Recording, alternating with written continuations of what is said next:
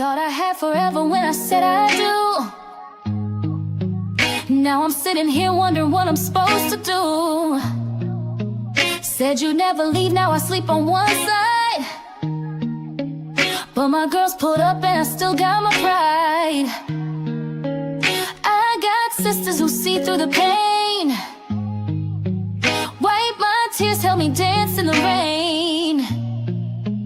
Even when love walks out and the world gets cold, I got hearts by my side that'll never fold.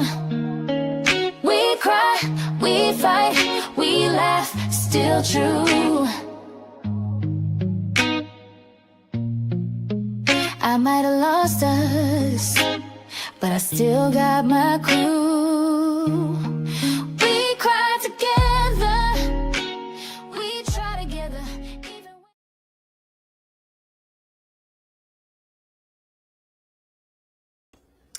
Hey y'all, hey, what is up? What is up? What is up? Y'all already know what time it is. It's your girl EJ the TV Junkie, and I got my girl. What's up, everybody? It is your girl TicahDishawn, and we are here to talk about these divorced sisters. What's good, everybody in the chat? What up, EJ? How you feeling? Girl, getting it together, but I'm good. I was up early this morning looking at this, and when I tell you that this was a hot hallelujah mess, I can't wait to bring the rest of the ladies up so we can have this discussion, because why they have to be the way they are. But we gotta talk about it. It was a lot, and it was some heavy topics too. Why they so heavy today? I said I didn't wake up this morning for this. I guess that's why the name of the episode was what? Heavy something. Oh, heavier words or something like that. Yeah, it was that. yeah, because they was doing the most. But all righty, let me go ahead and bring up the crew. I got my girl Miss Lighten Up with Letitia's in the building. Hey, boo. Hey, y'all. How you doing? Good. Okay. Okay, that part. Let me go ahead and bring up Miss Candy Love. Go Candy. Go Candy. Hey, Tika got me hyped. Okay. Come on, y'all. Now hype me up. I hype me up. Okay. Okay, ladies. How are you? Tika got me hyped. Okay. Yep, hype me up. Listen, I ain't mad at it. I need a little bit of hype. I need a damn energy drink. What I need. Let me go ahead and get Tamika's Dan is in the building. Hi, Okay. Hey. Yeah, I think me and you got to split the energy drink, EJ, but I'm trying to get hype with y'all. Okay, listen to that flipper T affirmations real quick. Okay, real. Hype me up. I got 99 problems. Okay. What's up to everybody in the chat? Listen, thank y'all so much for coming through. And listen, I apologize. I'm the one who screwed up the time, but we here. And I'm so glad that you guys came through to hang out with us today. So I know y'all haven't really said anything yet, but what's up, DeMarcus, Kay Calloway in the building? To everybody who's here and ready to talk about divorced sisters, y'all let me know what y'all thought about this episode. Go ahead and give us some fire emojis and let us know what your rating was out of 1 to 5. 1 meaning 1 fire, 2 fires, 3, so forth and so on. Listen, I'm gonna go through and see what the ladies thought about this episode. I'm giving it a good old, I'm gonna say I'm gonna give it about 4.5. They was doing, I give it a 4 because when they start doing that double talk, that should be pissing me off. But that's about the only complaint that I have from this episode right here, staying in them damn scenes too long. Damn it, Tyler. Listen, TP, listen to your girl. Move that shit along so we can go ahead and get through this damn thing. That should be pissing me off. I was like, if we don't get away, because I was mad at what's his name, Jeff. I didn't want to sit there with his ass that long. I was done. I was like, Jeff, bye. Go work. So I'm giving it a 4 fires. It was still good to me. I really want to give it 4.5, but that's the only complaint I have this week. Tika?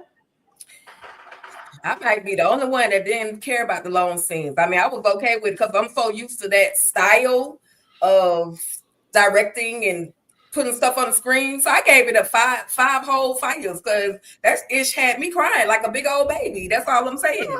A lot of times. I cried one too many times. So we ain't 5. So we got 5 on the board. Okay. Tisha. I'm gonna go in the middle. I'm gonna go ahead and give it a 4.5 because I agree that sometimes they go too long. Jefferson, Rashida. That's all they do. I mean, I was like, come on, move it along. But at the same time,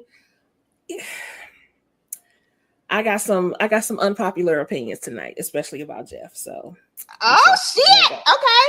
Oh, about Jeff? I don't even know how they gonna be unpopular. This gonna be good right here, y'all, because if they unpopular, that means you gotta be on the opposite side somewhere. And shit, I gotta hear this. Tamika. I don't know. I feel like I'm jumping between a 3.5 and a 4. I definitely agree with the scenes being too long. After a while, Jeff was sounding like Charlie Brown, the teacher. I was gonna say y'all gotta fill in some of the blanks because he lost me. I wasn't even paying attention to what he was saying in some parts. I just kept hearing the baby, please. But I'm sure we'll get into that. Then some stuff just seemed to be thrown into me. And did we hear Tyler talking in one of the scenes? And did. That was my other thing. I think I said that shit on my video. I said that cracking up, but yeah, I still enjoyed it. It was good. It was still good. I said, now TP, damn it. I said, we're not finna get over here and be acting like this over here in the BET Plus streets. I'm gonna need y'all to get a new editor because if y'all need to hire me, I think Tika, you be on board too, right? Like we available. Yeah, we available. They have I'm sure they got cussed out today. I'm pretty sure. And plus, I'm sorry, I'm gonna let Candy go, and then I think Candy didn't go. I'm sorry, because I was about to go in on the editing and the damn app. Shit. Oh yeah, because Candy had issues with the app. Go. Okay, I ain't gonna do it. Okay, go ahead, Candy. I'm sorry. I was like, I know Tika done put out the PSA. I know EJ I know they done put it out and tagged and hashtag and added these people, because Tika will at your ass and let you know what type time it is. Because I was like, when I'm gonna watch the episode, I got shit to do when I get home. I ain't gonna be able to watch the episode. I watched it maybe like 2, 3 o'clock. I was pissed because I was up early and it didn't. You know what? Anyway, but I enjoyed the episode. Like we didn't need 26 minutes of Big Sheeta Baby and that punk hook ants. I'm sorry, I didn't mean to say that. I meant to say that, but I didn't mean to say it out loud. Or that raggedy behind husband of hers. Because I don't even like him. I ain't like him since Hello. But we ain't need 26 minutes of that. And Tyler Perry, why did you do that at the end? Like, you be trying to peel people's heartstrings. You know what I'm saying? Like, you want us to feel for the trying to make what's us his name? Vaughn. No, what you call him on the other show? The finesse twin. I ain't want to feel for the finesse twin a little bit like that. I ain't feel like that. And we gonna get into it, y'all. I got a lot of shit to say. Okay, I give it a 4. I give it a 4. Okay, that's what's up. Okay, shout out to everybody. Vignesh V. I'm not sure what you asking, boo, but yeah. Okay, y'all. So listen. Let's start right here because listen, y'all know I'm being real impromptu because the girl, I ain't really I got pictures, but I don't have no presentation together. But we gonna make it look like it do what it do. We gonna talk about this ninja first because we gonna talk about characters. I feel like this is the best way to tackle this show is to go character by character. It's just so much easier this way. Let's talk about this ninja. Jeff, we're gonna go ahead and get Jefferson out the way because the way I feel about Jeff right now, listen, okay, let me just go ahead and let me change my string yard up. Let me get this shit together because damn it, I can't stand this motherfucker right here. Hold on. As a matter of fact, we gonna do it like this. Okay, because I need to hear what Tisha gonna say. She going last. All right, what she gonna say. Listen, and hear me well when I talk about this mother right here. I thought that Jeff has always been on my ish list, right? He ain't been a character that I've really been liking that much regardless, right? And I knew they was gonna pull that shit about the wife thing. I said that shit last week. I was like, that's what they finna do. This is how it's finna play out, and they finna play in our faces, yada yada yada. I still think Myron like this man. Can't nobody convince me otherwise. That's my opinion. I'm gonna live with it, okay? So we gotta move past the down low story because that's what they trying to do. They trying to push us past that down low story, and they try to play a little game, and boom, right? But the way Jeff is still trash, the way Jeff is still a horrible ass husband, the way Jeff need his ass whooped, because you weren't going to even go after her. You saw your wife is visibly hurt. You didn't take your bitch ass in there. And I'm sorry, y'all. I'm going to have to cuss. This is just going to have to be one of them ones where I'm going to have to cuss it out. Preach. He did not take his bitch ass in there, y'all. When he should have followed behind her, he saw how she was. And in his own damn words, he knew that something was wrong. But you still got your dumb ass in the car and you still went. You were about to take your ass to work. And if it wasn't for Tiffany bitch ass, and yes, she can get it too. And if it wasn't for her, you still wouldn't have went in there and talked to your wife. And then that shit that you actually said when you got in there and you talked to your wife and you actually went in there and told your wife that you was jealous of her, that's some old bitch ass nigga moves right there. And that shit was pissing me the fuck off, y'all. I'm gonna leave it right there because listen, I got a lot of energy for him. Tika, let me go ahead and bring you in, girl. Tap you in. Tap, high five, tap.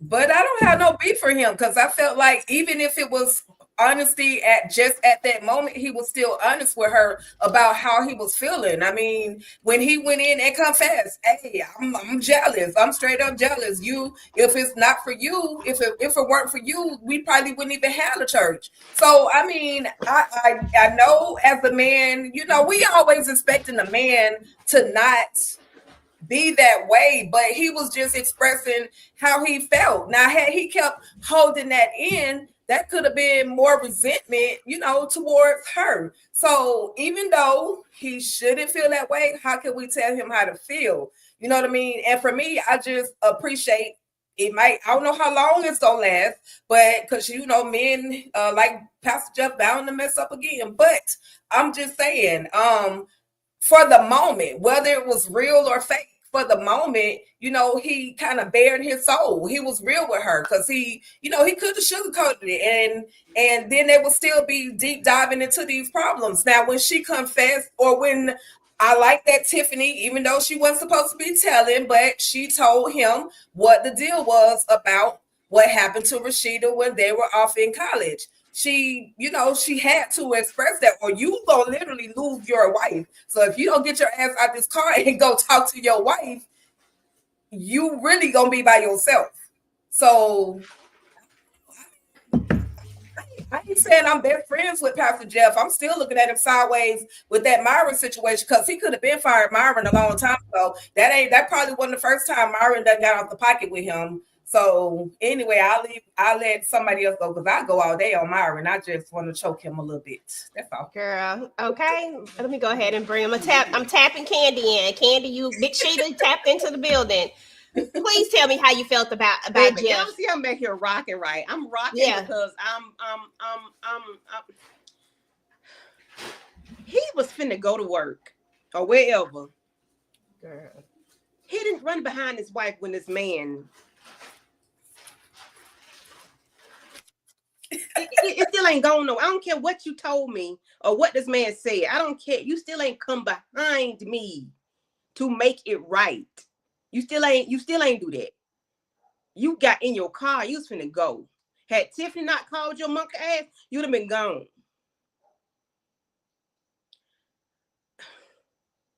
I don't like Jeff. I ain't never liked him from hello. And it's gotten worse.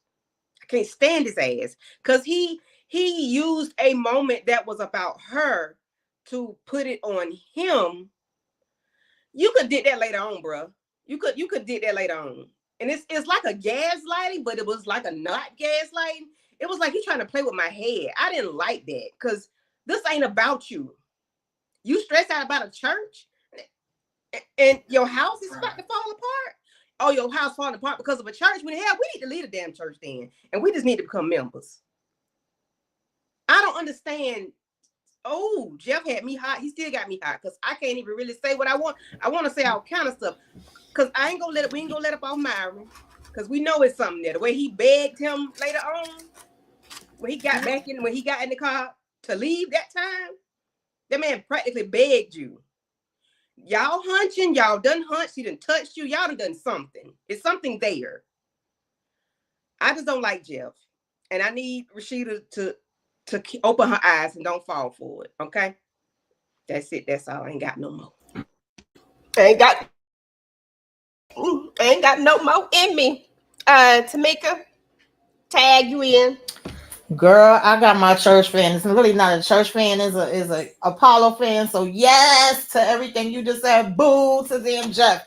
Cause baby, I'm sorry. All this time Rashida been telling you is a problem. We got things going on. I'm not happy. I'm not liking the way you doing the things that you doing. And he been sitting here. I don't know what you talk about. You keep saying these things. I don't get it. You always want to complain. The kids been telling you that it's problems between y'all and they see it. I don't know what you told. He oblivious to every damn thing. And even to the point that you went in, slept like a damn baby, didn't know that she wasn't in the freaking house, and then came out and found out and act like you was concerned for 2.5 seconds. Did she drop her shawl on the floor? He threw the damn shawl in the car and was about to jet the hell off. Had it not been for Tiffany opening her big mouth, which I feel like she wasn't supposed to do that, but I kind of understand that she did. I got mixed feelings because I appreciate the way that he handled the situation once he found out, but I also feel like it shouldn't have took that. But I was like, okay, that is the proper way, because had he went another way, baby, Lord knows he would have been rolling down the damn street somewhere, about to be buried in the damn grave. But I just, like I said, when he was talking after a while, I was like, wah, wah, wah, wah, wah, wah, wah. It didn't mean a damn thing to me. Obviously, it meant something to Rashida. She felt better after it. So I guess, girl, we'll see how long it lasts. And the deacon, we already knew that was the story they was gonna give. I don't believe none of that. I don't know if it's fatal attraction. I don't know what's going on, but yeah, you need to get rid of him because something going on there. Okay, he Mm-hmm. needs to get fired. And then Yeah. last but not least, I'm tagging Letitia in. Where you at, boo? Oh, there you go. Tag. Hey, y'all. Okay, so listen. As far as the Myron thing goes, y'all already know how I feel about it. Myron he's doing too much. He's popping up out of nowhere. He's being a stalker. That's all I got to say about Myron. Now, while I don't okay, while I don't like I feel like Jeff should have led with an apology, first of all, when he went to go talk to Rashida, because he made that entire conversation about him. That was wonderful and awesome that he was honest about his thoughts and feelings and him feeling jealous and all this other kind of stuff. I hear you, but that's a conversation you should have had way before now, or in light of the new information you've learned, you could have had that conversation afterwards. You should have led with an apology. Now, with that said, after Talk a Lot, Tiffany called and gave him the tea. He went on a redemption tour. Okay. So I feel like he was redeemed a little bit in how he handled Rashida. This is my thing. This is why I have to let Rashida have it. While you may, and I read this somewhere, so I'm paraphrasing, but while you may not be responsible for what happened to you that was traumatic, you are responsible for your own triggers. And so Tiffany telling him that he was Rashida's trigger is not fair to Jeff, because if he did not know what has happened, how would he ever know that is such a big deal to her and what happened to her? That is definitely something. I'm not saying she should have broadcasted what happened to her to the entire world, but if you ain't healed from it, baby, and you holding everybody responsible for holding doors for you, and if you not gonna be with somebody who's not gonna ever hold the door for you ever again, then the least they could be is aware of the situation. And you intimately are with this man, you should have told him. You can't hold him responsible for information he did not know. And so for that reason, I felt like he did the best he could with the information that he gave. And I believed him. And sometimes, and again, he has been a jerk. He has been dismissive. He has been disrespectful. But sometimes people need a jolt in order to see, oh, now he got the hallelujah moment. He said he was praying. We saw him praying. And then Tiffany called and he said he saw that as a sign. And I could see how that might be so. And so on this note, listen, Pastor Jeff all right with me in this episode. And that's it.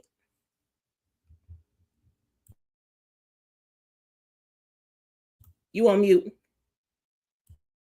I'm gonna let you have that one, Tisha, because Jeff ain't all right with me at all. I don't like the gaslighting, and I think it was very fake.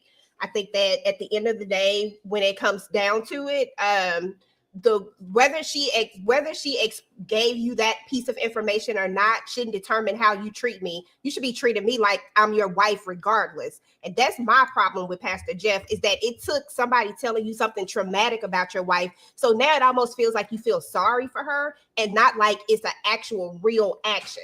I don't want you to react to something that you've heard. I need you to be this person, like be the person that you're supposed to be in this moment. If Tiffany never opens her mouth, you still walk around and you never tell me that you're upset, that you're jealous of me, that you're feeling this type of way. And we still have all these issues when all it took was a conversation. Because that's all it ever takes is a conversation. But it also would have taken a conversation for her to tell her husband why the door thing was so important. And that's all I'm saying. I'm not saying how he treated her regularly, because that wasn't right. I'm not saying that. I'm saying because it was very specific. And she even said to her friends, I'm never going to be with a man who will never hold the door for me or something like that. He does not know that information. If he was armed with that information and still acted like that, we would definitely have a case for that particular thing. And he still need to get his act together. And I'm not saying he shouldn't, but I'm just saying. No, I get what you're saying, but hear me out. And this is why I'm saying this, is because even with her not telling him, the main issue for me is that you still never reacted to her reaction, regardless if you know what it's for. You just didn't react, period. You know that there's something wrong. Common sense should tell you that, because you told Tiffany, this is it, like something is wrong, but you didn't get out that car and go see what was wrong with your wife. He should never got in the car. Yeah, that's what I'm saying. You didn't get out that car, and that's what my issue is. I love how he handled it once he got in there. I ain't got no problem with that. I got a problem with that. It took somebody to tell you something traumatic, and now it feels sympathy and like a real thing. And I don't want nobody having no damn sympathy for me, because you feel a way now that you know something. And I don't even care that, now that this is the thing that took you to come to Jesus moment, because it don't feel real. I feel like in the next few episodes, well, we only got 2 more, this 6, 7, 8. So maybe, I don't know, because we got to get through some more stuff. You know how it depends. I just feel like there's going to be a moment where we're going to see Jeff revert back to this same behavior, because it wasn't real. That's the only thing. I agree. I could understand where Letitia's coming from 100%, but I also feel like in your wife, because there's a part where she said, it's 2 things that she don't go for that bothers her, and he said the thing about hanging up the phone, not answering the phone. I know it's something with the phone. Yeah. And then she was like, and not opening the door. Did he not know anything about the opening the door, or did he know? And then it was like, still, for her to have this extreme reaction, you would think he would have been like, well, what the hell is going on? This is not really like her. This is a little extra for her. We have our arguments or disagreements or whatever, but this is putting 20 on 10. Let me go in and make sure everything is okay before I leave. That's my whole thing. Like, I agreed. I just felt like he didn't need to know every single detail in order for him to actually come in and want to comfort her and have a conversation. Exactly. I appreciated the way that he acted when he found out the information, but I felt like you could have did that same thing without knowing every detail of it as well. Exactly. And I'm one of those people that really stand on the fact that I don't necessarily have to tell you everything that has happened inside of my past. Like, per se, I get that may be something that she may not have wanted to share with him. But, and I get that maybe she should have shared it with them. I mean, you could go down the middle with that one. It really just depends. I don't know. I'm not a person who shares every last single detail of my life. So I do get it, especially if it's something that's hard like that. But again, it's only the fact that he doesn't react enough for me. You just do the thing in the car, and then you so busy, you gonna call Myron first. Ninja, what did you do? Why'd you calling Myron? Go get in there with your wife. Why you calling Myron trying to check him? No. Well, you didn't really check him, but it was just irritating. Why you mention that? Oh, I'm sorry. No, go ahead. Go ahead.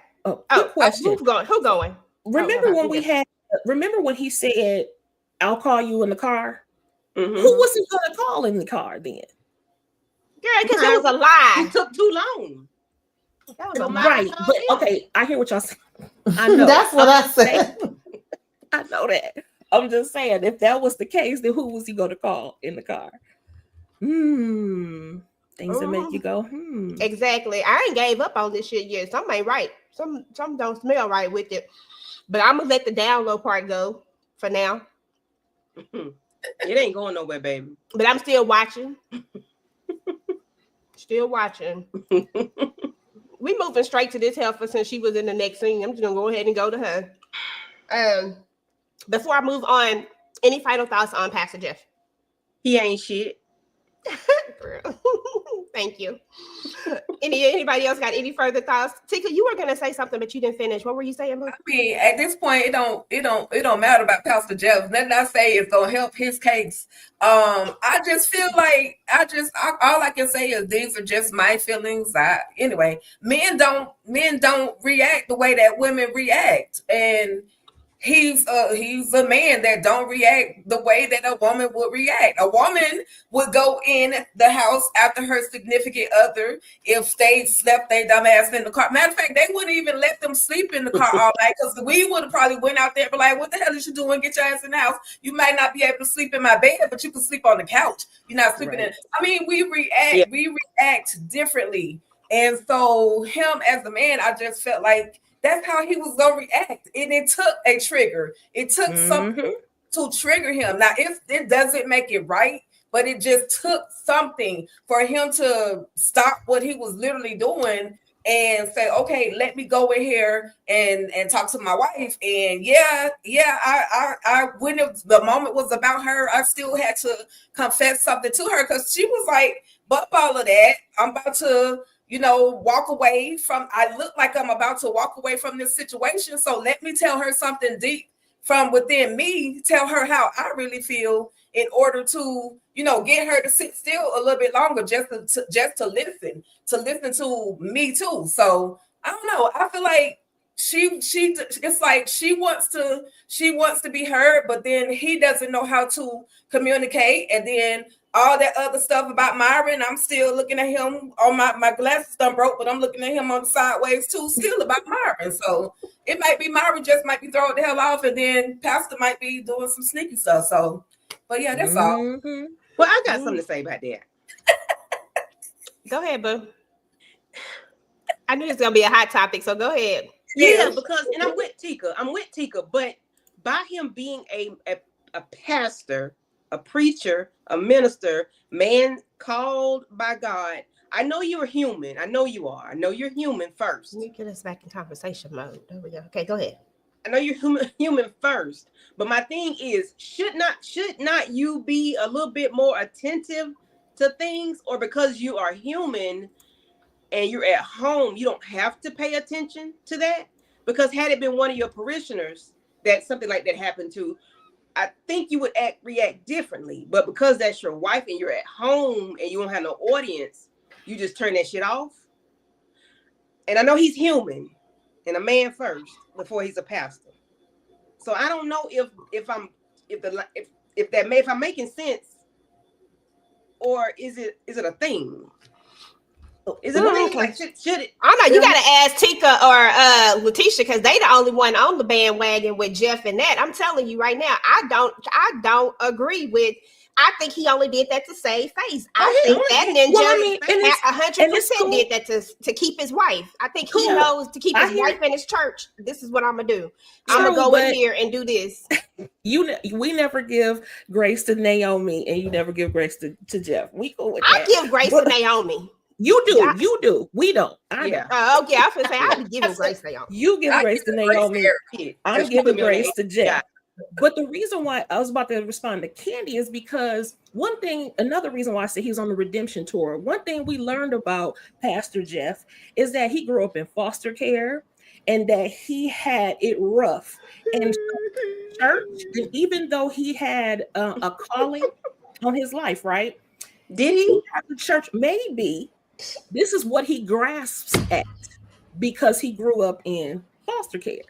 And so his thing is, oh, I gotta be somebody. I gotta get this. I gotta grab that. I gotta get that. I'm just saying, people have different ways of dealing with things. Because look how considerate and how he was even with the Vaughn call. We'll get to it. I know. Later. Again, I'm with Tika that sometimes people do need a wake up call, and maybe Tiffany's call really was a wake up call. I felt like he was, because who was he talking to? He was in the car by himself. He was only talking to us when he started praying for his marriage and the fact that he loved to see on that other thing. And he's still a preacher. Last week, the one I'm knowing that said last week that I don't think he ever cared about her. So now I feel like I almost got to take it back. Well, see, that's hard for me. Sorry.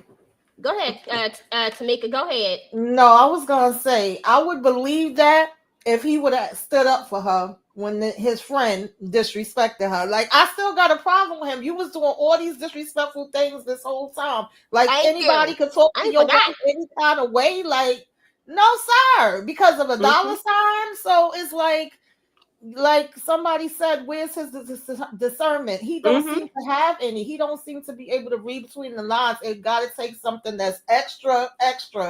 And it do be that way a lot of times in real life for people to snap out of it. And sometimes you snap too late. I get that part of it too, but it's like, no, sir. It's also a real thing for you to take your spouse for granted. Yes, absolutely. Yeah. And he definitely takes his spouse for granted 100%. But at the end of the day, even if you gonna take your spouse for granted, one thing we not gonna do is we not gonna let nobody else embarrass her. One thing we not gonna do is let another man encroach in that territory of disrespect for my wife.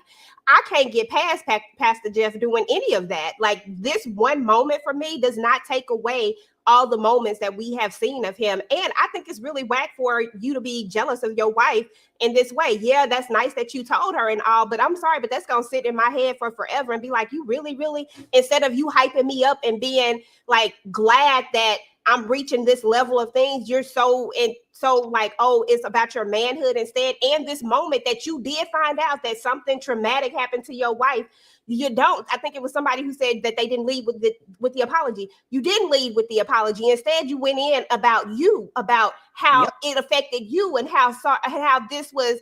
I'm tired of these 3 services. Well, sir, she right there with you with the 3 services. She right there with you trying to help you preach as well. She right there with you doing the counseling and all this stuff. So that part for me just felt so unreal. That's the only part. It just feels like because Tiffany told you she about to leave you, you like, oh shit, she about to leave me. And it felt like that's the only reason why you did it. I needed Jeff to do this on his own, and then I could have that.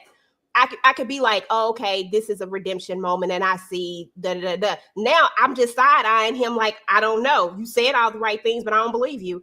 So now that's where I'm at with it. Not that he didn't say the right things, or not that it wasn't the correct thing to do. It's the way he did it, the order, and then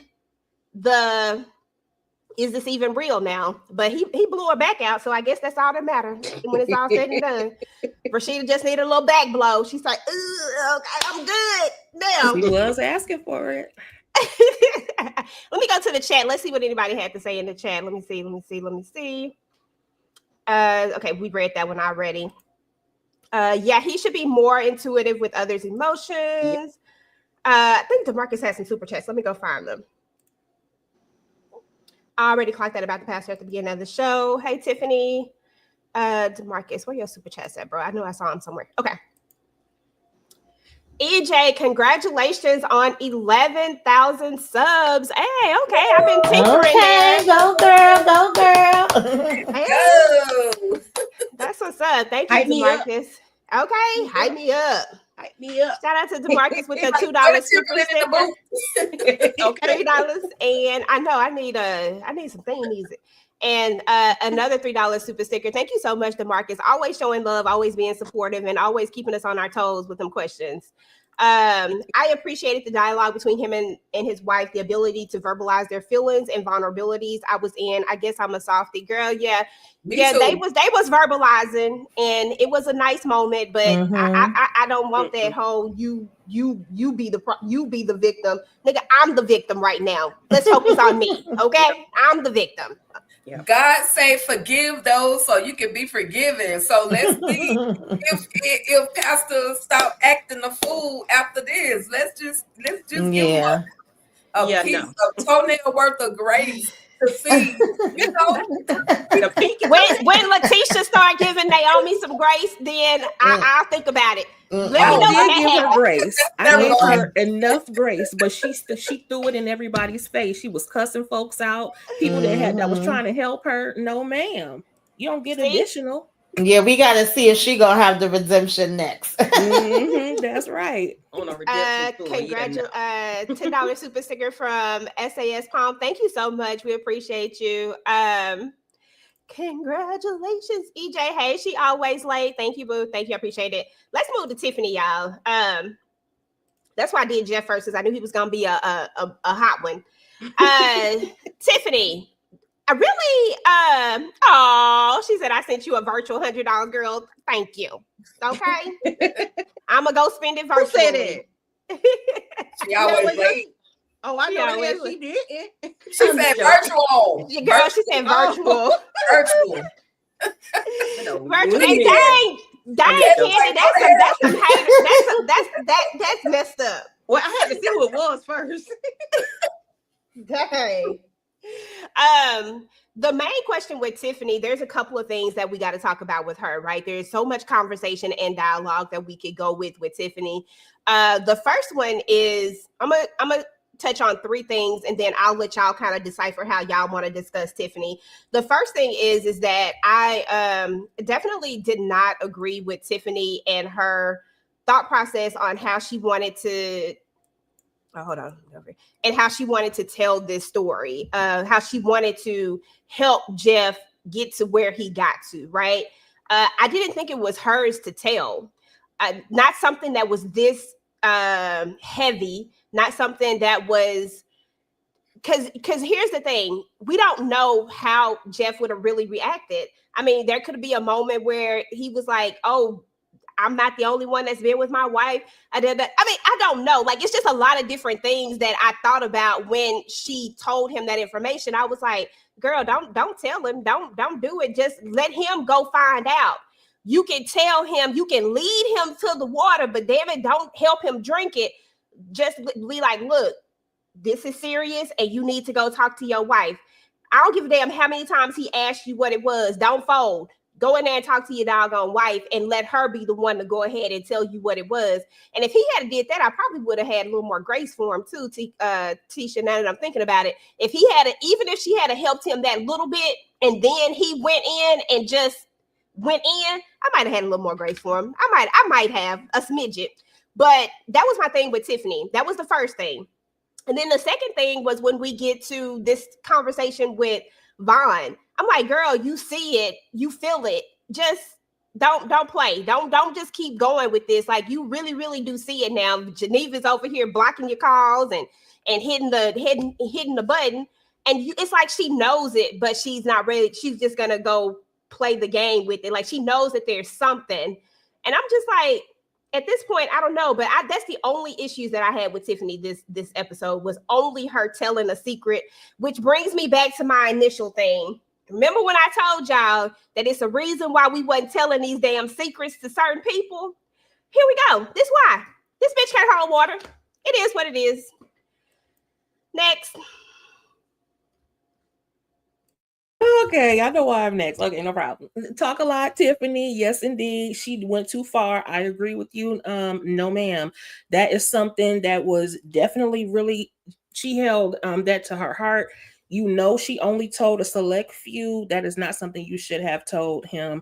And I don't care what the circumstance was. She should have taken a book from, or a page from Geneva's book and said, girl, or not girl, Jeff, you need to go and talk to your wife. Listen, it's about to be done. If you don't get in there right now, because this door thing is very serious. It's more than you think it is.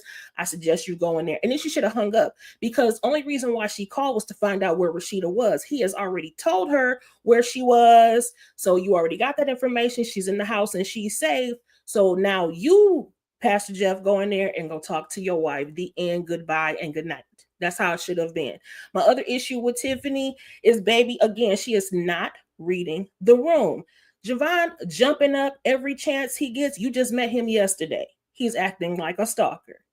And I don't see anything flattering about that. You just keep popping up. No, sir. That doesn't show interest. That shows some stalker behavior. So that's all I got. But I'm not feeling Tiffany right now. I like her, but girl, no man, she's talking too much. Agreed. Tamika, thoughts? I feel like me and Tiffany looking like sisters right now, but we not working like we sisters, because I definitely would not have moved the way she did. I agree. I don't have much to add as far as her telling Jeff. I didn't think she should have. I didn't think that was her place. That's not something I would have done. The same way we've been saying that Geneva could kind of tell her the situation going on without having to go into all the details, is the same way that I felt she could have told Jeff without telling all the details. And just plain and simple, you need to go talk to your damn wife, okay? You don't need to drive away. You don't need to go nowhere else. You need to get in there and talk to her. This is not a game. This is not a freaking false alarm or anything like that. We're not doing a training exercise. This is the real deal. And let him go in there and speak to her and find out whatever he needs to find out from her. So, and then as far as the other part, I feel like all these people were playing games one way or another, because I felt like she was actually putting it out there that she is reading the room now, a little something, but at the same time, you want to play willfully stupid? I don't know where we going with this, because I don't got time for that. I'm going to ask some questions somewhere down the line, and I'm going to want some direct damn answers, okay? I ain't got time to be playing peekaboo and hide and seek and all of that. I agree. Same. Anybody got time for all these extra games? We just gonna have to go ahead and get this out. What the hell going on? But maybe that's what we leading up to. But let me go.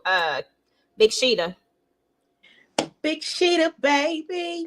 And as somebody else said, that's why we don't tell these heifers nothing, because Tiffany, you went too far, darling. And it's already been said, but I got to say it again. You went too far. You gave him too much information. You're supposed to give him a teaspoon, not the whole cup, okay? Give him a little bit, and if he react the way he should have needed to react, then cool. If not, then oh well, he'll find out later on what happened. But she didn't only tell but two people. That was you and Geneva. Why? I don't know. I don't understand. And I need you to read the room, because Geneva got 12 faces going on when she was talking to you. You didn't realize she was making all these faces. Then when Vaughn popped up, she had 20 more. You didn't realize this lady Botox wasn't working, or she need Botox. You didn't see her face. You didn't see she was in distress. You didn't see that. And you don't see that Javon is playing with you. Ignoring your calls. What a red flag. I ain't got a red flag, but I might need to find me one. You missing all the red flags, dear heart. You're missing it all. This man is overzealous. He's overdoing it. He's doing too much. He's moving across the street already. Why? Mm-hmm. It's too much too soon. I think you got some up your sleeve, even if it had nothing to do with Geneva. I think you got some up your sleeve. Why are you into me like this? I just met you last night. Why are you moving over here? I need Tiffany to wake up and stop telling people business. Okay. Tag, you up, boo-boo. Tag, you're it.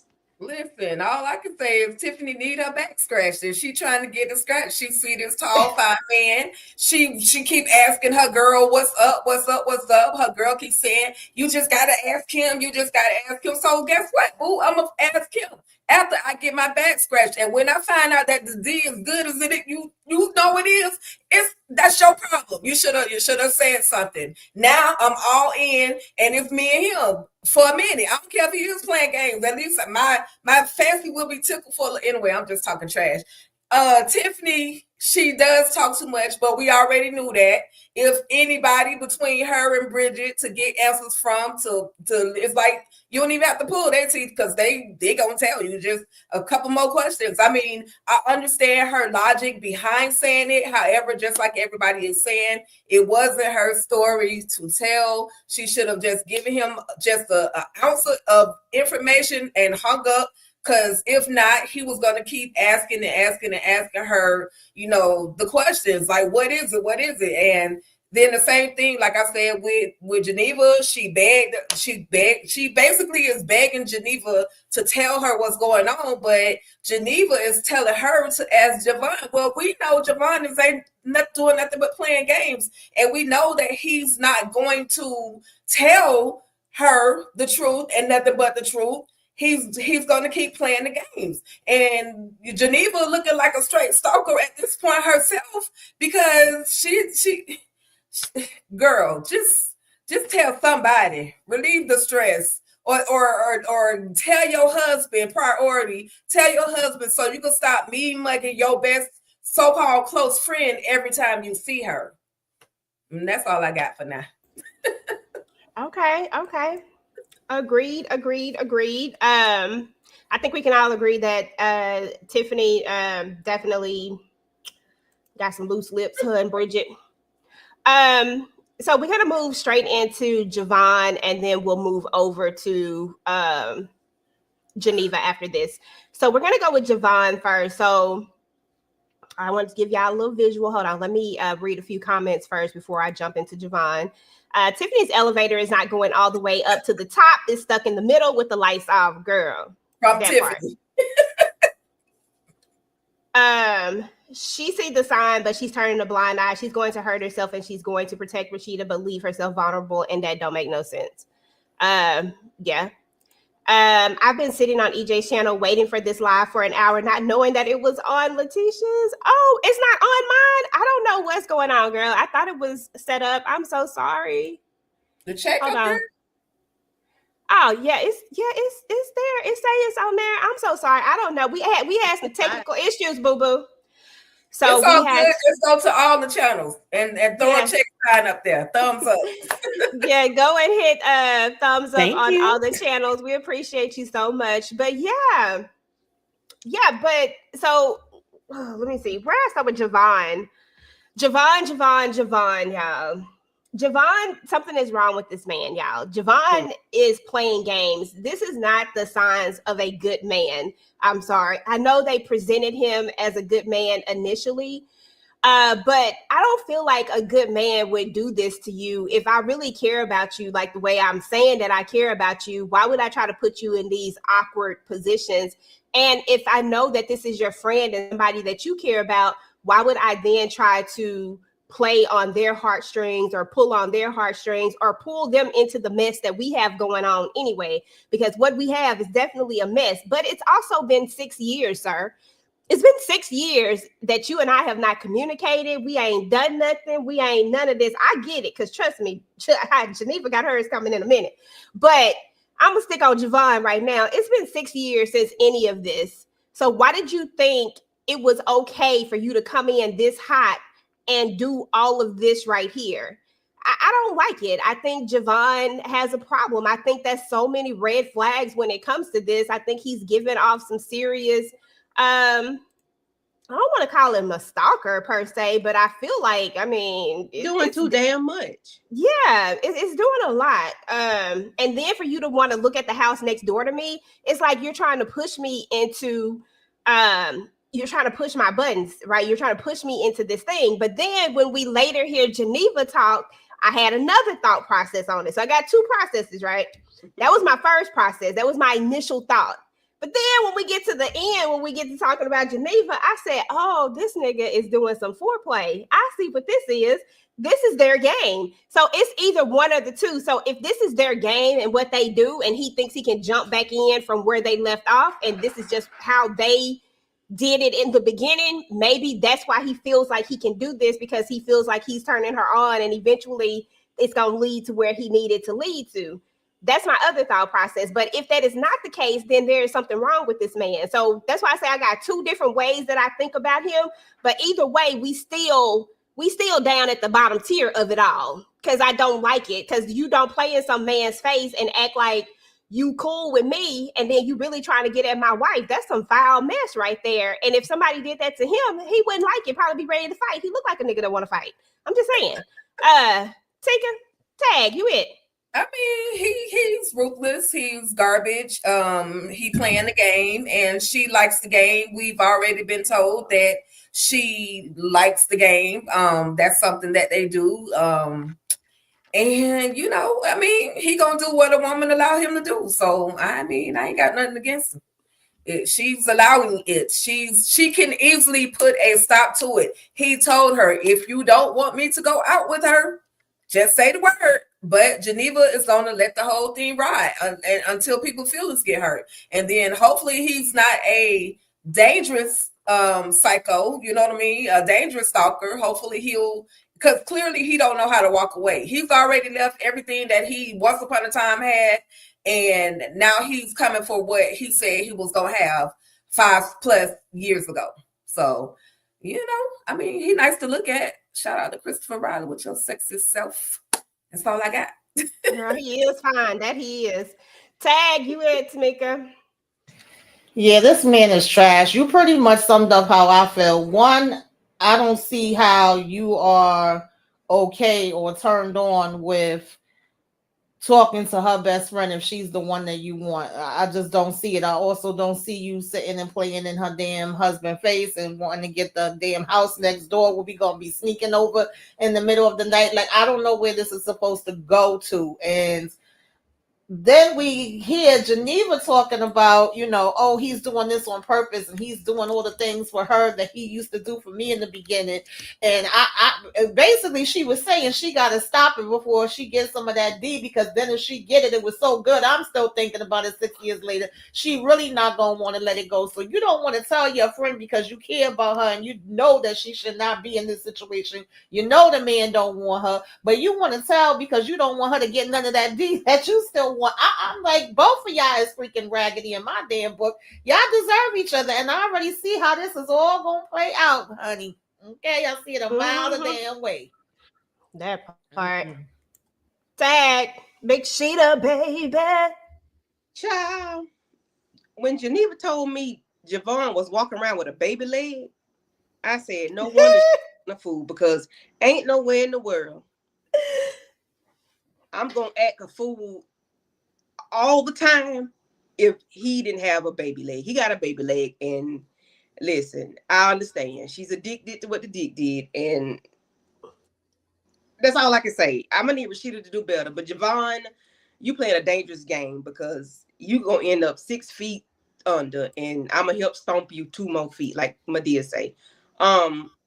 You doing too much, because you can make Tiffany hurt you or Rashida hurt you. William ain't gonna hurt you, because I think y'all in cahoots with something. I think y'all got something going on.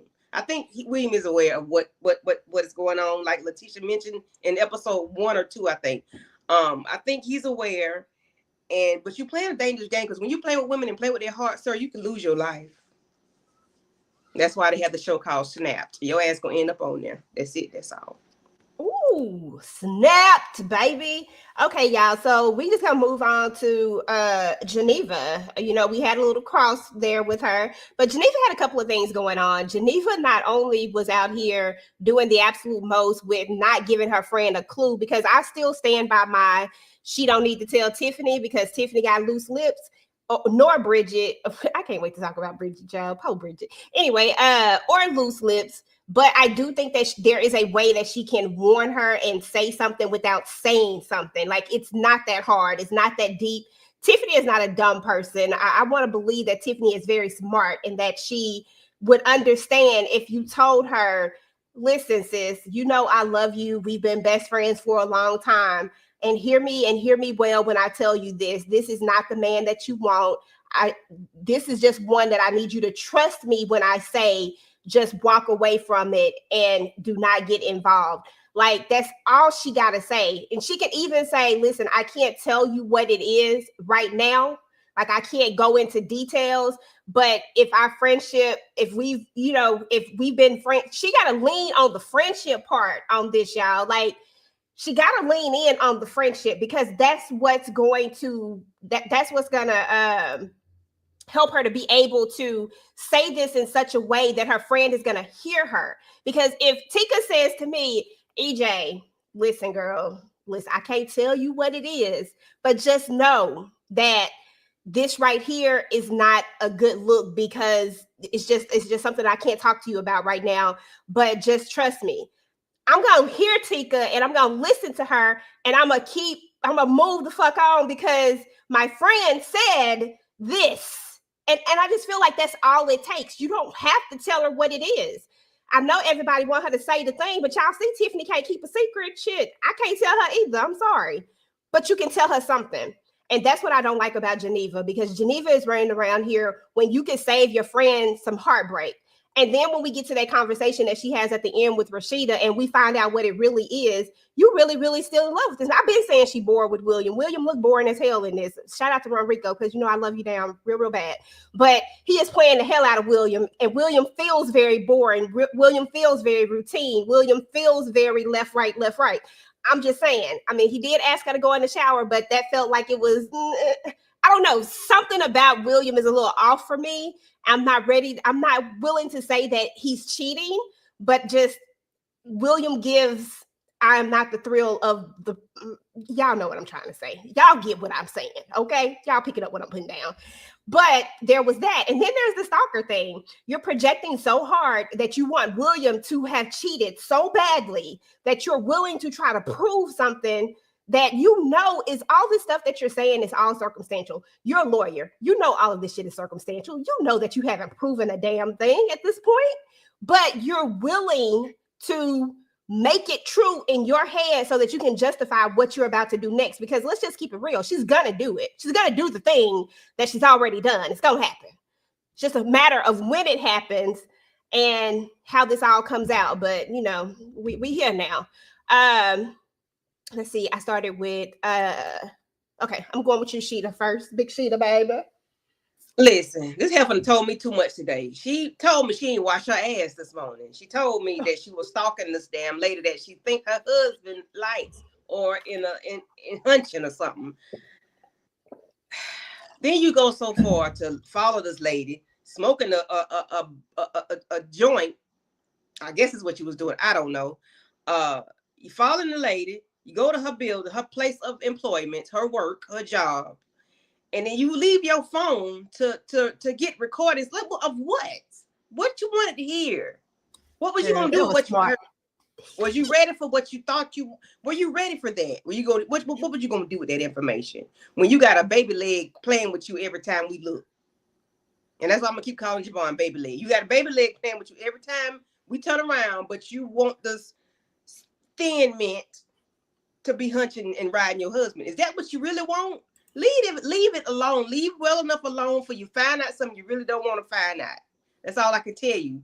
I'm gonna need her to calm down, because all the secret spy shit she doing ain't working. It makes her look crazy. You look weird. It's strange. I don't get it. I don't care for Geneva. I don't. I just need her to go do something. Go do something. Girl, listen, SAS Palm. She said she thought it was funny when Geneva said once Tiffany sleeps with him, it's too late. Listen, that's because, Javon is packing something. He packing a little something. He got her sprung. Okay, and that part, he got her sprung, so she already know what's finna go down. Tika, talk about your girl Geneva. I mean, I just wanted to go sit down. Just sit down. Sat down somewhere. Sit on the cliff and just sit down. Sit down. Listen, I mean, she's doing what she thinks or she feels like she has to do to prove that her husband is doing something wrong. Rashida has already said it. You're only doing this to justify your past actions, and you'll justify what you want to do with Javon. It was smart. I understood what she was doing by leaving the telephone in there, because she knew that old girl Maddie's mama was gonna call somebody after she left out of that yoga studio. So, okay, I left my phone. And when did she start smoking? I was just like, girl, they got you so stressed out that you out here smoking? Like, when did all of this occur? Like, this just threw me off because I was just like, okay, but then and one other thing, because we already know Geneva ain't straight. She ain't all there. I like what she was wearing though. She was dressed to the nines when she finally did take a bath and put on something nice. I like that outfit, that trench coat type. She was on her private investigator-ish. So, she did what she had to do. I mean, we know why she's doing what she's doing. Like I said, she talked to Rashida, and Rashida was telling her, you only doing this because you want to find something on your man. But that man is so, Geneva, if you don't want your man, give him away. Give him to somebody that will love and care and treat him with respect. But the way you doing William right now, because I'm not seeing no proof that William is doing something. He may not be, but right now I'm not seeing anything that he's doing. So, what's done in the dark will come to the light. Yep, that's what they say. That's what they say. What's done in the dark comes to the light. Now, I agree with you 100. She's killing me with that baby leg. I agree with you 100%, Tika. Absolutely. Geneva gonna need to go ahead and get it together at this point. She don't want her husband anymore. And what's sad about this is that so many times people think that, oh, I'm missing this. I said it in my review earlier. We already seen this. Tyler Perry did a movie about it. It's called Temptation. Sometimes you think you want to join the Mile High Club, and then you end up with something that you really don't want. She don't know Javon, and let's just keep it real.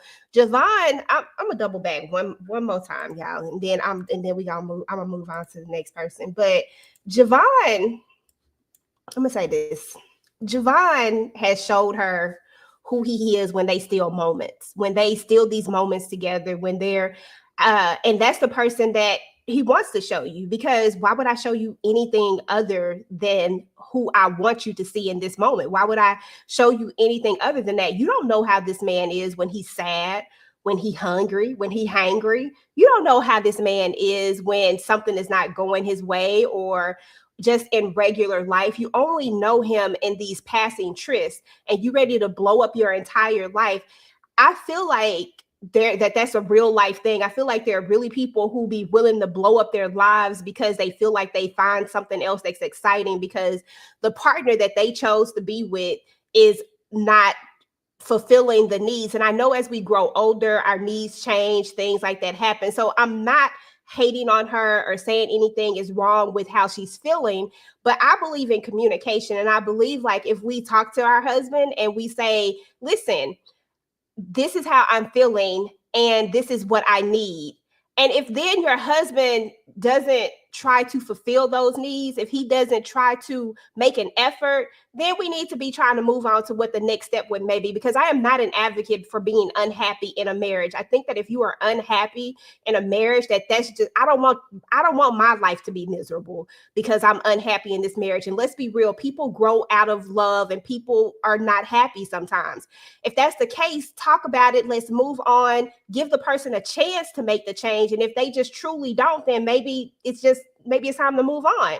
You're a lawyer, girl. This easy and simple. But I feel like because she's a lawyer, she also knows that if I catch this man cheating, this might, like, everything was going through my mind when I'm thinking about why she's doing this so much. I'm thinking about the lawyer side of it. I'm thinking about it'll be easier for me to leave side. I can blame this on you and not blame this on me. And I think that just makes Geneva even more of a morally damaged person. I'm gonna say it like that. Tag Letitia. Okay, so at this point, I hope that William is cheating, because he might as well play the same games that Javon and Geneva are playing, because she is not a good friend. She is not a good wife. She's too busy worried about joystick Javon to even think about her friend or her doggone husband. And I have a problem with that. She is doing too much. Ain't thought about the baby at all. Ain't picked her up in a month of Sundays, but you could stalk her stalk the mama at the school and at her place of business. And that was some old premeditated stuff, counselor, taking your phone in there and leaving it in there and coming back. And I mean, I was all that work. Girl, no, ma'am. You could just ask the folks. Oh, and another thing, because she's so worried about that joystick, she should just tell Tiffany. Otherwise, she gonna lose it to Tiffany. I'll be like, girl, at this point, I don't even care. I'll be like, listen, that's mine. Because she done already told us that she liked this game. She already told us that it is turning her on. Well, baby, then go get it then. She need to be a divorced sister right now. Not right now. Did everybody go? No, I think Tamika is the only person that didn't go. Yeah, Letitia summed it up for me. Like, I don't get what we talking about. And we all knew the reason why she was doing this and what, she was trying to go for. Rashida literally was sitting there looking at her like, girl, and what? What you gonna do about it? What's next? Like, what's happening, Captain? Because you ain't about to sit here and play in my face. We know why you doing this and why you want William to be guilty. And the funny thing, too, is when she basically was like, damn, I just lost my train of thought that quick, what I was going to say. But the fact she's saying that this is turning her on. Oh, when she said he was boring and he cheating. And Rashida basically was like, girl, 1 + 1 is 2. If he's boring, then you know damn well he ain't cheating. Because he got the same damn routine every single day. He don't switch up. He don't change. So we know that this is something that you want to be true. So that way you would be able to move on, not be, feel guilty, put the blame on him, and then say that this happened after the fact. But it's not going to go the way that you want it to go. It's not going to be what you thought it was. And you're going to get what you want. You're going to get that third leg, the joystick, and all of that. And, the grass ain't greener on the other side. When William asks move on, then you're going to probably be crying tears because then you're going to have the real Gerard and you're going to be stuck with him. And I'm going to see if it's still going to be turning you on. That's the bottom line for me. When he go back to his ex-wife. Girl. Let me see. We got a comment. I think she does know Javon. They talked about baby names, but you may be right. She may not know enough to risk her marriage. And that's my whole thing is that Tamika always has this saying about the representative. And I stand on the representative in this part, especially in affairs. Too many times we see that people have affairs with people because they're missing something at home, right? And this person that they have this affair with, it seems to have this thing that they miss. Again, another Tyler Perry reference. He told us a long time about the 80-20 rule when we was looking at why did I get married? There's always these things. Nobody's ever going to get 100% of anything that they need from a person. If I'm having an affair with somebody, I'm telling you right now, I'm not showing them none of my bad sides. You're not finna see none of my bad sides. You're finna see all of the good sides because guess what? That's what I get to show you. I get to be everything good for you. I don't have to be this other stuff for you because we just having stolen moments and I'm not showing you none of that. So, and I would think that would be true of most people having an affair because why? Because that's like being married. Like that's being married. Shit. Right. You don't want to do the things you're doing with them because yeah. Mm-hmm. So I feel like you just put on a show. You just put on the front. You get to, it's like playing dress up or something. You get to be this other person for this moment. And then you got to go back to your real world, your real life. And that's why I don't think that she knows him at all. And then think about what he's doing right now. I need one of y'all to speak on it, but what he's doing right now, do y'all think that shows a sign of someone who is that you would want to be married to if they would come infiltrate you this way, then try to date your friend in front of you? I don't know if that shows a good quality per se. Anybody have any thoughts before we move on? Ladies. Yeah, that would absolutely turn me off. Nothing about that would turn me on. It's one thing for you to make me jealous, maybe with a stranger, or just try to sneak behind and say little things. It's still bad, but behind my husband back, letting me know, like, listen, I'm divorced, girl. I'm free now. If you get free from him, me and you could get down for the get down. But it's another thing to be around somebody that is my friend, a close friend of mine. No. He's manipulative, and that would dry me right on up. Nothing about that would get me wet.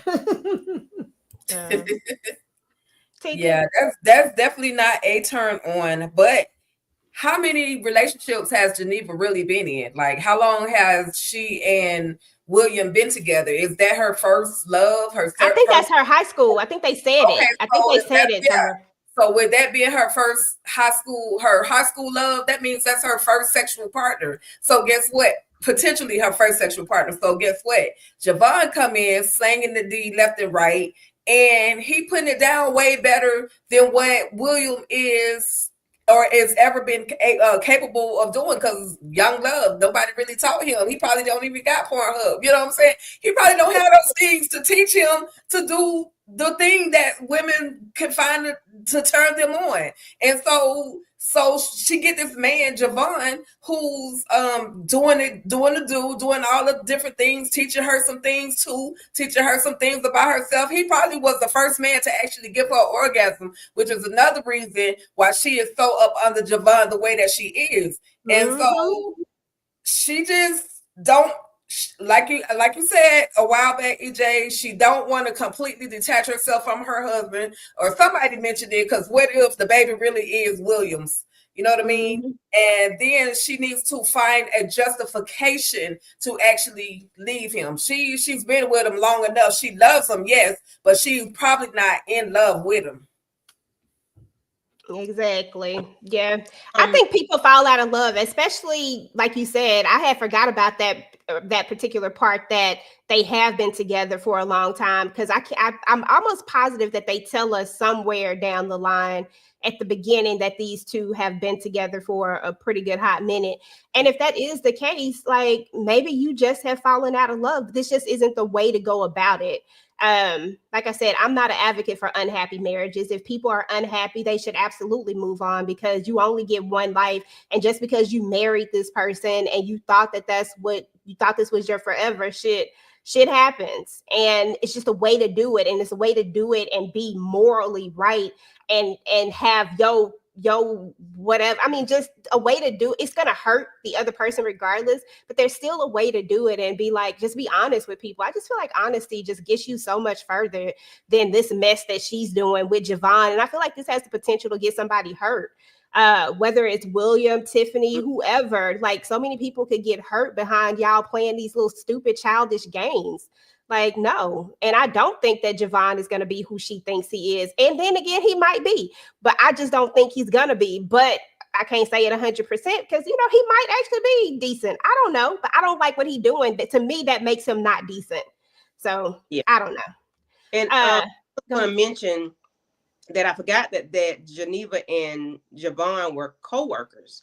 So the office or building romance, that's what she's playing off of, because we was having fun. We could sneak it. We was having fun. We're not dealing with bills, life, children, family, illnesses. We're not dealing with that. So it's cool from between 9 and 5, 9 and 6, or whatever, that we can play these little, Javon was fun for her, and she just took it too damn far. And if, like Tamika said, that give me the Sahara Desert, if you are willing to sacrifice my girl. Well, you ain't sacrificing my girlfriend. I am, because anyway, both of us are. We both do. We both do playing a dangerous game, but he don't know her. He don't Tiffany nothing, so he ain't sacrificing her. Geneva is sacrificing her friend by not telling her what she needs to know to leave this man alone. She's not giving her that. Tiffany gave Jeff too much, but she ain't giving Tiffany what's her name? Wait a minute. Tiffany gave Jeff too much, but she ain't giving Geneva, not giving her nothing. It's like an imbalance with these friendships. If they're supposed to be best friends or whatever, you're supposed to be able to give information the way it's supposed to be. Like, she's not telling enough. She's not giving her enough information, but let it be something else. She can tell that, but you can't tell your friend that could possibly be hurt by this man playing games. And why do you want to be with him if he's willing to sacrifice your friend, or you're willing to allow him to sacrifice your friend to play games with you? I don't understand Geneva. I'm really lost with her. I am. I agree. All right, we got to double back and we got to actually talk about Rashida, because we didn't talk about her. We leaned more in on Jeff. We didn't really talk about all the things that was going on with Rashida in this episode. So in this episode, of course, we know that Rashida was feeling really, really hurt. We learned that she definitely had a big trigger with this door. I know we said that it can't just be the door. It got to be something else. It got to be deeper than that. It got to be more than that because of the way that she reacted. And we learned that she had this traumatic experience in college and that door really does have a significance. But more than that, she's a woman feeling like a man just doesn't love her in this marriage anymore, like she's losing her husband. And then we also learned that she's really great at what she does, that Rashida is the one that the people at the church cling to. Rashida is the one that's kind of the life of this thing that they've been building, and that she has this remarkable calling on her. And that she knows how to keep a secret, that her friends can tell her things and she's not going to go back and tell them to other people, because we know that she knows about Geneva's affair. She ain't said nothing to Tiffany. I feel like Tiffany would have. That's just shade to Tiffany. Tiffany would work my nerves, y'all. But in all fairness, I personally didn't feel a way about Rashida not telling her husband. I was okay with her maybe wanting to keep that to herself for whatever reason she felt she needed to keep that to herself. I do get that when we have, when we get into a marriage and things like that, we supposed to share. But I do feel like there are certain things that maybe people don't want to relive, and maybe she hasn't dealt with her own trauma, and maybe that's the reason why she hasn't shared it. I just don't want to judge it too harshly, because I don't either. I don't tell every single thing, especially if it's just something that I want to be. If I've only shared it with one person and I don't want to share it with nobody else, and that includes my husband, I don't think necessarily that she had to do it. And I'm not going to put that on her because of how he treated her.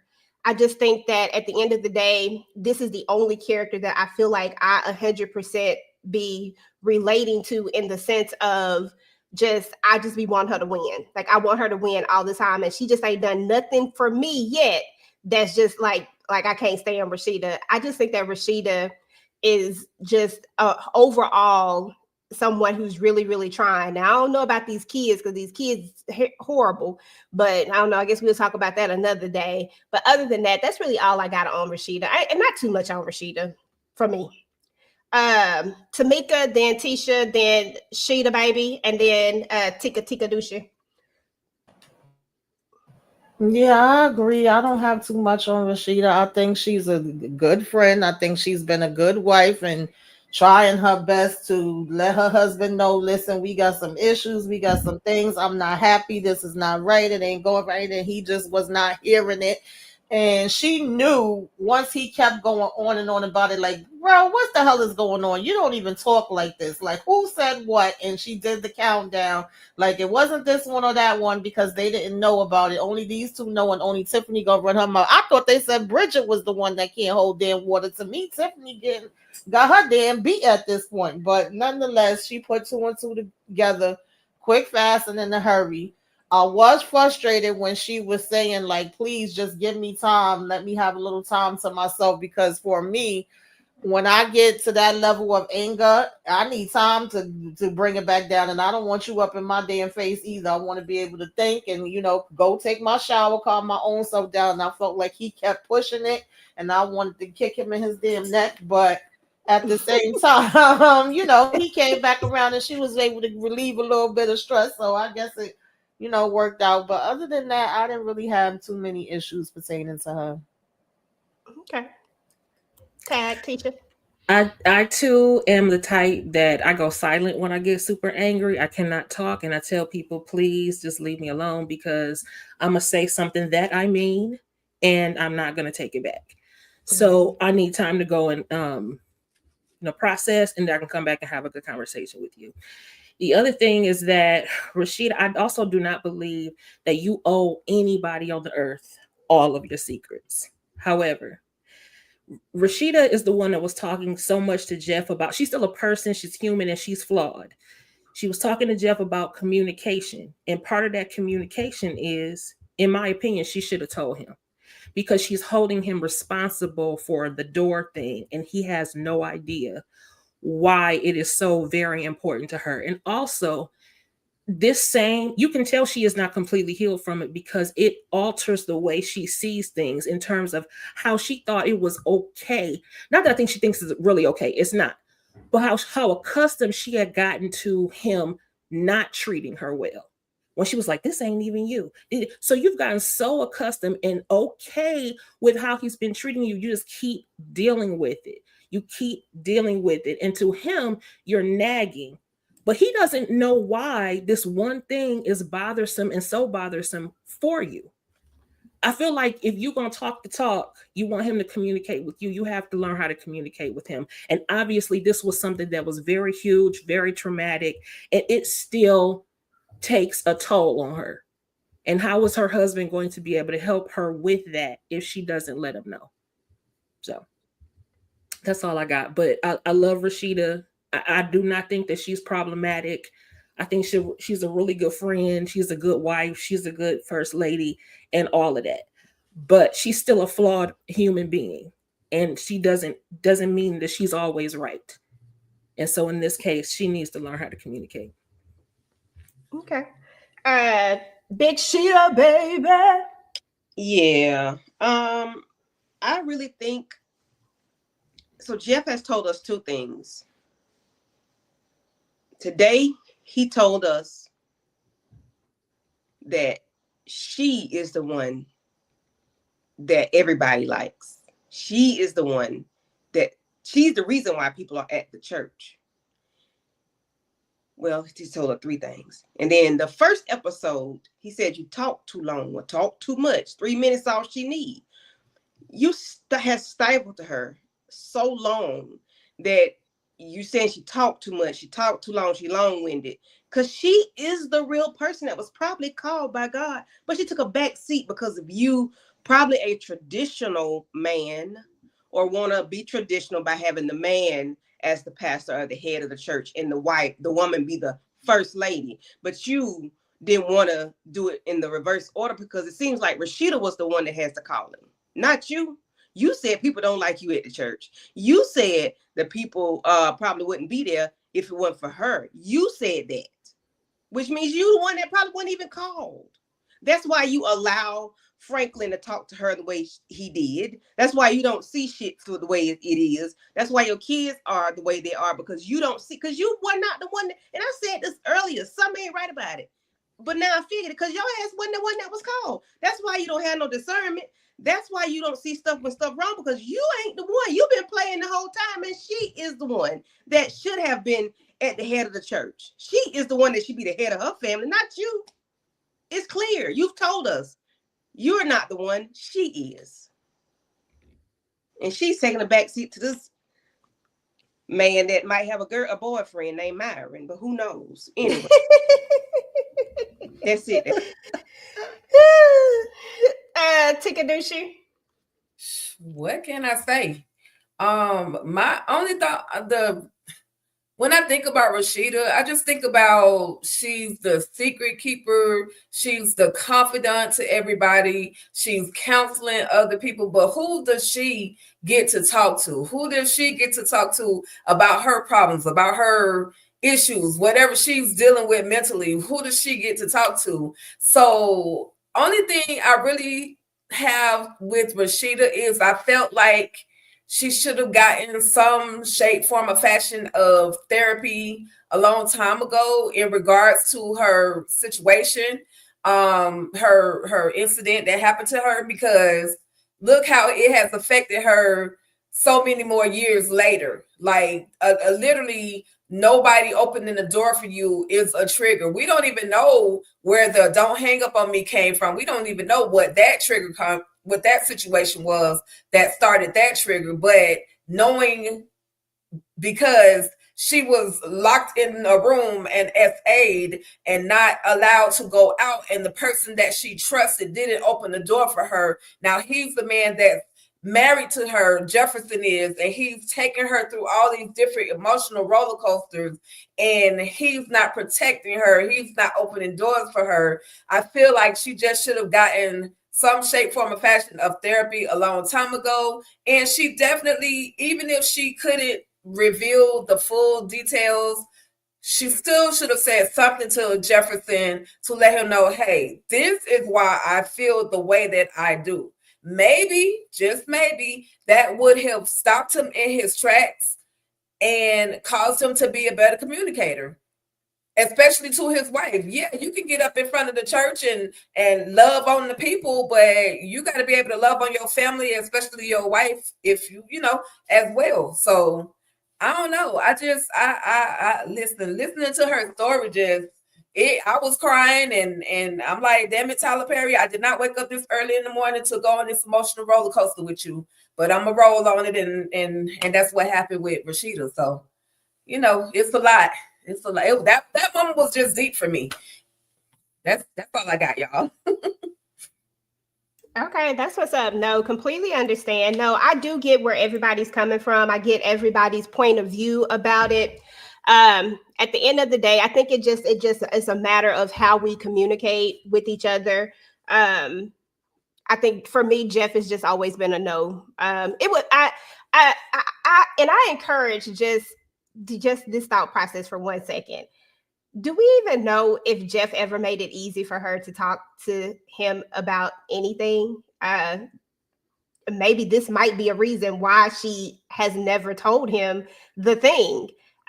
Maybe he's not someone that she feels comfortable enough to tell this particular piece.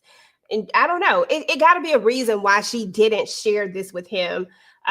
If she, you know what I'm saying? Like, some people tuck things away and they deal with things in a different way. I don't know. But whatever the case is, like I said, I just think that, you know, I think Rashida I don't know. I like Rashida. She the only character on here that got some common sense at this Why did point. she marry him then, though? I mean, but you can marry people and not tell them everything. My husband don't know everything about me, and I'll never tell him everything about me. I just That's feel not like, what I mean. but I'm saying she doesn't owe him to tell him. I didn't say you did. I'm just saying no. No, I was just responding to what you were saying in terms of like, maybe he's never made it easy for her. Well, then is this new for her? But there's also somebody else also said this, and it makes me think about this too. He knew that there were two things. What if he did know the other thing? He just didn't know why the other thing was a thing. That's the other thing. So if you knew that it was because he said it, he says, he talks about the hanging up the phone, but he says two things. And then he says that when she said something about the door thing, it's just Tiffany had more information on why the door thing was a trigger. I don't think that he doesn't not know that the door thing was a thing. I think he knows that, and that he just did it because he knows it. I don't know. It's just something about it is just off, but it also could be a continuity thing. So we can't really say 100% because continuity is it's like they say it in a way to make it feel like he knows that it's two things you can never do to me. Don't open the door for me, because I know I'll probably be that person that be like, it's two things you can never do to me. You can't not open the door for me, and you can't never hang up on me. And I may not go into detail why, but I'm just telling you these are the two things. So what if she did have that conversation with him but never told him why? Then that means that he probably did that on purpose. I don't know. I'm never going to give Jeff any grace, but I do understand. I'll give Jeff all the grace. I'm not giving Jeff no damn grace. Naomi wasn't in this episode, y'all, this week. Neither was neither was William. Lord have mercy. I'm saying that man's real name. Wow, I never thought of it that way, that maybe Pastor Jeff wasn't the one who received the calling. In so many words, he said his manhood felt. He did say his manhood felt threatened. He felt like he should be the head. And a lot of times, especially when we're in church, because my brother was a preacher, and I just know that a lot of times in these environments, the man, like, that's a literal thing. Like, the man is supposed to be the head of the household, yada, yada, yada, like all these things. And especially if you're somebody in church, like that, people take those things literally. And he does feel threatened by his wife being the one having this calling. But I just think that there comes a point where he has to realize, like, yes, she does have this calling, and I'm going to support this calling instead of being jealous of this calling, because it gave very much jealous to me. And the book, he mentioned the book. Your book. Yeah, he said the book. I said, I know this Negro ain't say yo. we having a dick measurement contest now? Because that's He said her book was doing better than his. I said, I know he did. You know what? He happened. So you would want if your book was doing better than hers, that would make you feel better? Because I feel like my win is your win. So why come if I win, we don't win? Like, because if you won, I know that I would be hyping you up. If you won, I would be like, baby, you was doing your thing. Your book is you was doing it. But this now man that was called, this man keep letting us know he was not called. He just went up there. He did. He went. Teacher told me she didn't miss Naomi at all. Yeah, no, like seriously, it is giving that I stepped into this, but I wasn't called to this. And I'm okay with people stepping into something, but there are some people who really are called, and you can tell by their charisma and the way that people react to them. And maybe, Jeff, people aren't having that reaction to you because maybe that's not your position and your place. Maybe sometimes you might have been put there to help Rashida, to maybe y'all would get to this church sooner if you would allow her to be, because you said that people like her, right? She might be the one that can help raise this money a little bit quicker so we can stop having 3 services. But Destiny's Child up there, she and Beyonce still cool. They can do a concert real quick. that part. They call Beyonce and Kelly. Shoot. They'll make 200,000. Shoot. I'm just saying. If Jeff was nicer to Naomi, they would have the money. Because I'm sure by Naomi being Rashida's friend, she would break her off. She would help. But because I didn't think about that. Because he wanted to be a butthole, Naomi ain't giving him nothing. And I don't blame her at this point. So, you know, Pastor Jeff, you done I stuck think your we find out Pastor Jeff only got that money for that church because the granddaddy said, he wrote it in somewhere. The money can go wherever it need to go as long as a man is the head of the church. I bet that's what we're gonna find out, because Jeff is a piece of crap. He's not a minister. He's not a pastor. He's not. He is not. He told us today that he really wasn't. He wasn't called. He just went over there because that's what the granddaddy said. And her daddy was a pastor too, right? So yeah, that's why he up there. Yeah, that it was her dad's her grandfather's endowment that started the church and stuff like that. Yeah, so that's what the issue is. It's her family. She need to go tell them go on somewhere. That's a beautiful thing to have a calling on your life like that, Tiffany. Thanks for sharing. I think at some point Rashida did not trust him with something that serious, and she didn't feel that he is compassionate enough to understand. I agree, Angelica. I feel like he's been showing us his level he's been showing us for a while. And I think even if she might have gotten to the point where maybe I might want to share this at some point, where they were at right now, I don't think it was ever going to be shared because they was just in a state of chaos, because Lord have mercy. I don't even like them little kids they got. They doing too much. So let's bring it on home, y'all. We got 2 characters to talk about. We'll talk about them together. We got Bridget and we have Vaughn. I'm going to say something real quick about Cav. Look at them holding hands in the bag. That's why I took that picture. Look at them holding hands in the bag. Oh, look at there. Look at them. Okay. She got that back blown up. Sometimes that's all it takes is a little bit of. Okay. But anyway, let me get back focused. Okay. Bridget and Calvin are having this doggone conversation. Calvin is working my nerves because Calvin crosses this line sometimes of, I get that you like her and all this type of stuff, but it's the way that you come at her with it. It's the way that you talk about it.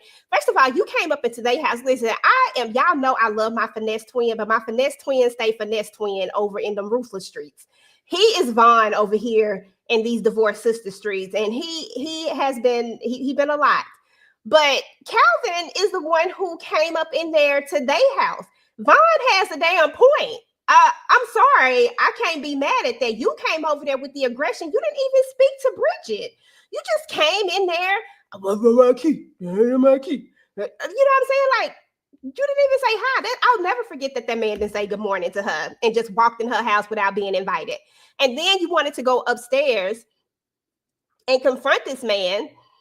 And now you want to call the police. Like, I don't think that that's right. I think Calvin is being a buster. I think that he likes Bridget and he just won't say it. It's giving, I'm gonna pull your ponytail every single time in the back of the classroom because I like you. You know what I'm saying? And do all the things, and now I'm gonna do this thing. And then Bridget wasn't doing enough for me. First of all, I'm gonna need you to hold this man down. If you love this man, because that's what Bridget, you love the man. You love the man, you care about the man, you want to be with the man. And I get it. And this is all set to the side. I don't care about what Vaughn got going on. He ain't got no job. He be quitting jobs, all that stuff. All of that set aside. She somehow, whatever the case is, she care about this man and she loved this man. Okay. It shows that she does. She been putting up with it for this long, so she got to, right? So if that is the case, then go ahead and just hold that man down. Don't be out here telling where he's staying, where he at, all this stuff, especially not to Calvin. Let him figure that stuff out on his own because he was wrong. In my opinion, he was wrong coming up in there, starting that mess with that man. And I need to let Bridget to stop letting other people decide what she does with him. Either you want to be with him and you're going to accept what he is bringing to the table, whether it is something or nothing, or you're just going to not or walk away from it, one or the other. But I feel like her decisions are based on what other people think, and she's only doing it because other people think that she shouldn't be with him. So I'm just going to go ahead and do this. I don't know. Bridget is irritating my soul right now. And Calvin, I've been done lost respect for him. Tika, I'm starting with you. Yeah, Calvin had no business just going up in the house. That's a red flag. He's like a big, super big red flag. Because if he's that aggressive to walk in the house, don't say hello, good morning, don't say none of that. Where's my key? Where's he at? And that's not, even if she wasn't with Vaughn, he shouldn't be the man that she needs to be with, because he just was straight up disrespectful when he walked into the house. And as far as, she like Vaughn. She like what Vaughn brings to her home. He brings companionship. He brought some love. He brought in what he knows as love. He brought that to her, and she just done effed it up. I mean, listening to everybody else, like, that's the problem. She, like you say, EJ, she was listening to everybody else and letting everybody else dictate how her relationship. Oh, don't do that. Don't show me that, because that made me want to cry. But it shows me she's allowing everybody else to dictate how she moves in her relationship with Vaughn. So. Okay, yeah. That part. And then also, let's make sure that we touch on the fact of what actually happens, because Bridget gets it's out at the scene. Bridget gets a phone call, a text message, and the text message says that he done. He about to unalive himself, right? So they were touching on something that was really, really that's a really tough conversation, because just that conversation in general is just such a hard conversation, because you can never speak to people's mental state and how they're feeling and where they're at, because people can be smiling, people can be laughing, they can be doing all the things, and deep down inside they can be hurting. He actually does touch on his mental health at some point, and even though I be talking major crap about him, at the end of the day, we don't know exactly all the things that he's going through at this point. We don't know why he's quitting these jobs. We don't know why he's doing all of these things. Like, there's a lot of story that we don't have if we're just keeping it real. A lot of times, in order to really decipher and really have a strong enough opinion about something, or to talk about it, you need a little more context as to the backstory of a person. And right now, the only backstory that we have is that, I think they've mentioned it twice now, is that his mom doesn't want him around, but he's 30 years old also too. So we got to think about that. So when he says she doesn't want him around, is this more of all my life she has never wanted me around type of thing? Like, as a child, like, I feel like we got to go into we need a deeper story to find out where Vaughn is mentally and why we got to where we got to in this particular episode, right? But since we don't have that, just based off of what he's been saying, I'm going to make an assumption that his relationship with his mother all the way up until now has been just that, one where he has not felt loved or wanted. It may explain why he's with an older woman. because of that. It may have a lot of things to do with, you know, his mommy issues per se. I'll say it like that. And this could bring us to where he's at this moment. But I also will play devil's advocate, because I am by no means am I not going to say that Vaughn is not using this either, and that he could be playing us. And he really has no intention of doing what he's saying he's going to do, but he needs to get back into Bridget's space. And so he's using this because people will do that too. So I don't know. Big Sheeta, any thoughts? Yeah. Is Tyler Perry writing the show himself, or does he have somebody else in the writer's room? Because again, and I just thought of this again. Last week he told us these jobs be playing with my mental health. He told us today he's 30 and he hadn't like really done anything with his life or something to that effect. So because we now know that age, by you thinking you're not, those jobs are messing with your mental health, and then you're 30 years old, your mama don't, you know, so you've told us, we just got to put the puzzle together. Like, you're not happy with those $12 an hour job or whatever it was that Calvin with his, he need to go sit in and hit a boxing, whatever them things called. He need to go do some workouts or something, because he need a stress reliever. He must have had a tournament, a match or something coming up, because he is too aggressive with talking to Bridget with his fist. Oh, my light went out with his fist balled up. I said, why is his hands balled up talking to this lady? Why your hands not in your pocket, relaxed and chilling? Your hands was balled up beside you. But anyway, I got to turn my light back on. Let me cut it back off. But anyway, let me go back to Finesse Twin. So I hate that he is feeling the way he's feeling, but I see, you know, like you just said, he's with Bridget because of the age. Because he told us last week, you remind me of my mama. You sound just like my mama. So they're telling us we just got to put it together. And I hope he finds help. I hope he does, because we're in the age now where everybody is talking about their mental health. Everybody is focused on therapy. They're talking about therapy. Tamika does a therapy session. You know, Miss Kira does a therapy thing. You know, Tika had a Tika wind down. So everybody is talking about it now. It's a thing.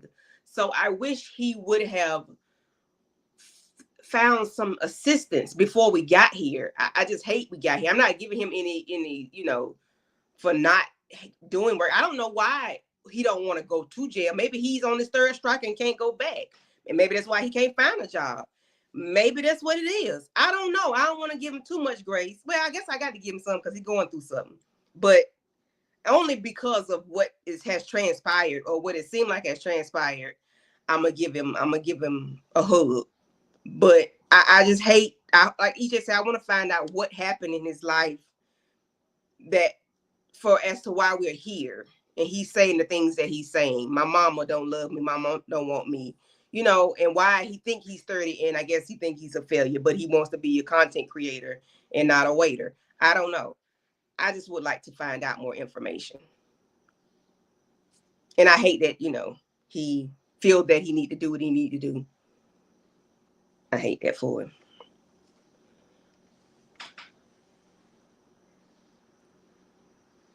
Tag. I'm on mute. Tamika, tag. I was just talking, but I wasn't. I was on mute. My bad. Yeah.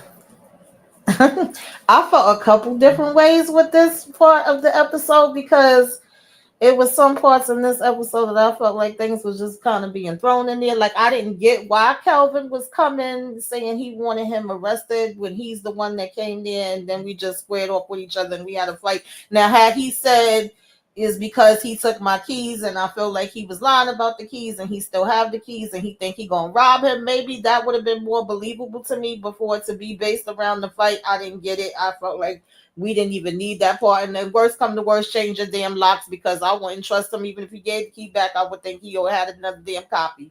And we already know that he wants something with Bridget. I don't know, child, what the hell he want with her. Then as far as the part with Vaughn, I don't know. If I know he mentioned the mental health before, and then she kind of shrugged it off and was like, oh, you people, the younger generation, everything is mental health. We wasn't like that in our day, which is very true. And I appreciate them talking about mental health more on these shows because, yes, I do my self-care Saturdays, and it's very important to me. I just feel like Bridget has been getting red flags throughout from both men, in my opinion. And I think she really needs to focus on herself. She definitely, first of all, they be treating her like she to help her friends, and I don't be feeling that either. But then she also kind of makes me feel like she does things based off of what people think more so than what she want to do. I don't know. And, sometimes people be like that too. So now when it comes to him sending her this message, I feel like she was in the right place because she was able to have support around her. She was able to get Pastor Jeff on the phone with her, which is good, even though he didn't seem like he really was trying to be receptive to what he was saying. And it could go two ways. I've been in this situation twice. One was with my son's father, and the other one was with somebody that I barely knew that I was trying to get to know. And sometimes people do things like this for attention, but you never know. I've also have lost too many people at this point that have taken themselves out. And I remember before it was like people would be like, oh, that's not our thing. We don't do that, right? And we don't go to and all of those things. So again, shining the light is important. I actually had somebody that not only tried to hurt themselves, but then tried to turn and hurt me. And then when I got away from them, they lied to the damn cops and was like, we married, we got kids. This was before I even had my son. I wasn't thinking about no marriage or kid. And the cops was pretty much like, well, this is your word against his. Now you got to get an order of protection and you kind of on your own. So that was a crazy situation within itself. And either way, you don't want to see anybody hurt themselves. You damn sure don't want them hurting you. So for me, going forward, I hope that, I don't know if he actually took himself out or not. I don't think he did. But either way, I would hope that they would get him help. I would hope that he would have some counseling. We might have to put you in, have a 24-hour hold or whatever. I would hope that Pastor Jeff keeps counseling him. And now Bridget may need some counseling too, because that's going to be triggering for her that she even went through that and had him saying all this, on the phone. So this was definitely a major situation that happened. I was like, whoa, I wasn't expecting all of this to be happening, child. It was definitely deep. So yeah, I don't know. Absolutely. Tisha? This episode showed that pretty much everybody needs to go to therapy. And as far as Calvin, baby, you started this. Like, you busted up in there, and actually you pushed Vaughn first. Mm-hmm. So, sir, I don't know what you calling the police for. Mind your business, settle down, and go to boxing practice or something. I don't know. You need to just stop. And then Bridget, I hear what y'all saying about she shouldn't be listening to everybody else, but baby, you can't have it both ways, because you can't keep telling them all of the drama that he brings to your life and then be mad when they say something back to you. Like, your friends are there to support you, and they still love you and accept you and allow for you to, you still talking, you still keep telling them that he's not doing right. So you have to listen to what they're saying. They don't have to, your decisions don't have to be based on them, but it is what it is. And as far as the red flags, Bridget, a big old red flag too. Obviously Calvin is, but Bridget needs to find out what it is in her that always feels like she needs to save people or act like somebody's mama and do this for them and do that for them. Because Vaughn, I feel bad for him, and especially in this situation. And I remember when Rashida was like, yeah, a lot of the young men that come into the church are angry. And I understand that as well. But Bridget is your girlfriend, not your therapist. And he can't expect that from her. Now, she can care for him. And I do like that, they were trying to talk him off the ledge and all that sort of thing, going to Pastor Jeff, and even Pastor Jeff fell into place and everything like that, offering him housing and all that sort of thing. They rallied as a group, as they should, to support both Bridget and Vaughn. And I can appreciate that, but even after all it is said and done and he decides to get himself, that doesn't mean that she has to be with him. And she can love him all she wants to, but it doesn't mean that he's right for her. It doesn't mean that she's right for him, and the other side of it, again, I feel for Vaughn. I hope this is not the case, but a part of me, y'all, I deal in humor, so part of me kind of feel like you better have done it, because if you're out here lying, it should be hell to pay. playing games like that. That is not funny. That is not cool. And guess what else it is? Him that threat of I'm gonna unalive myself because you don't want to be with me, blah, blah, blah. That's a narcissistic tactic. So if he is not unalived and he was just playing that game, she needs to be careful of him anyway, because he's dangerous. And it starts emotionally. You know what I'm saying? Because that's manipulative. And if he can, it's only going to escalate further and further and further to the point where he'll be violent.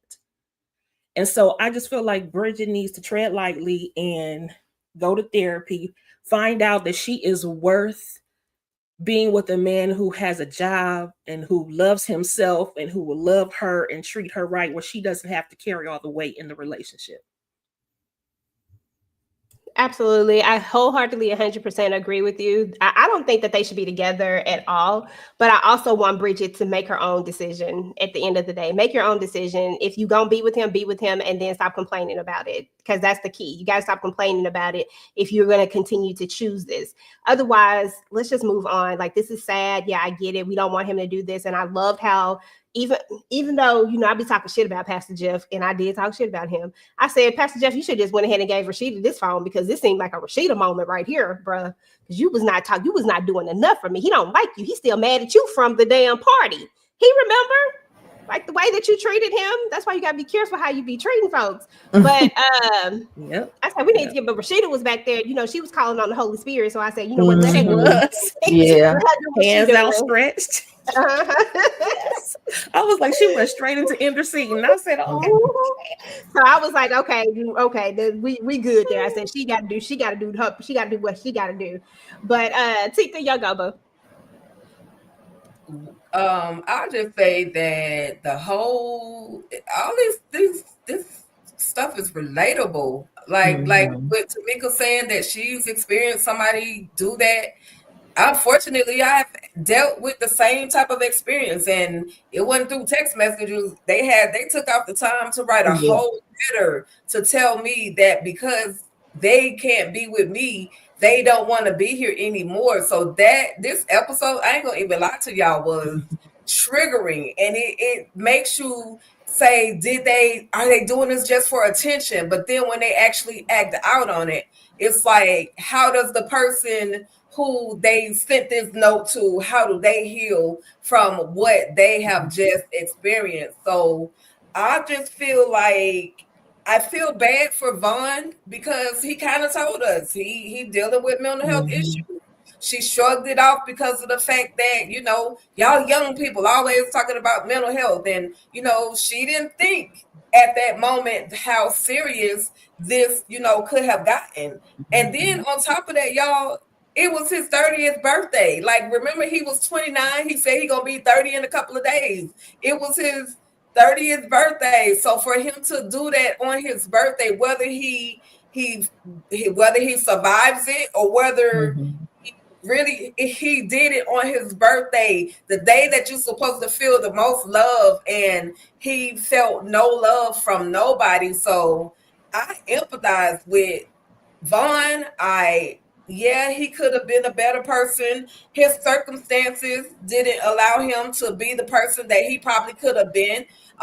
He probably has some great content creator ideas, but it just didn't work the way that he did, because he probably didn't have any real guidance. I'm not making any excuses for Vaughn, who he is or his situation, but there's a lot of factors that the show is really not giving us to kind of make a true decision as to, you know, why he really did what he did. But you know, it was a deep scene, and all I can recall and think about is at the end of that scene, or that, you know, that moment, they do give us the suicide prevention hotline 988.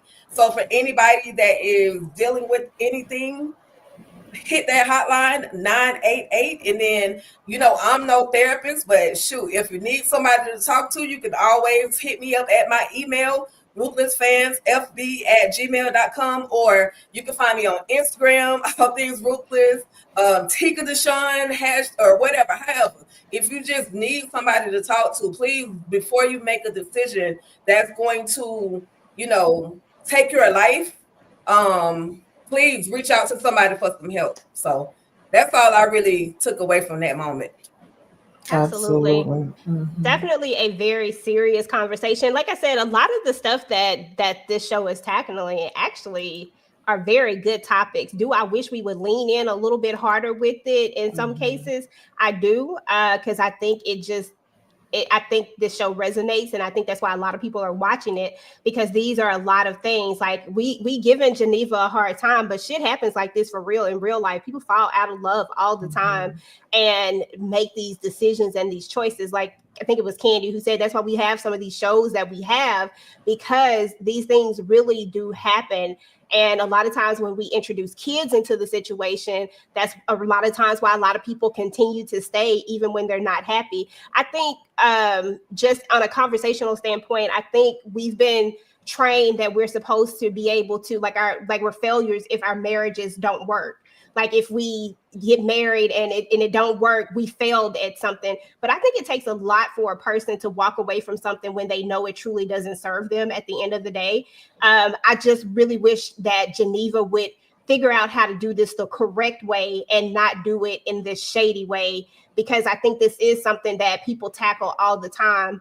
And like I said, the goal is to be happy when you're married. That person is supposed to add something to it. And not saying that William is a bad person, but he just may not be her person anymore. That season, it may be gone, and it just is what it is. But we got to do better. I love the conversations that they're evoking. I love everything that's going on with Divorce Sistas right now. I'm excited to see where we go. I believe we have 2 more episodes. We're 8 episodes into. This is the first half of the first season, y'all. So there will be a part 2. Y'all know TP, he like to come back quick. So we gonna see how quick he gonna come back on this one. But we here, we here. I need final thoughts, ladies. I'm starting down with my girl Candy Love. Final thoughts on this episode and what you think might happen with the next episode. Do you think Vaughn is gonna go through with it or not?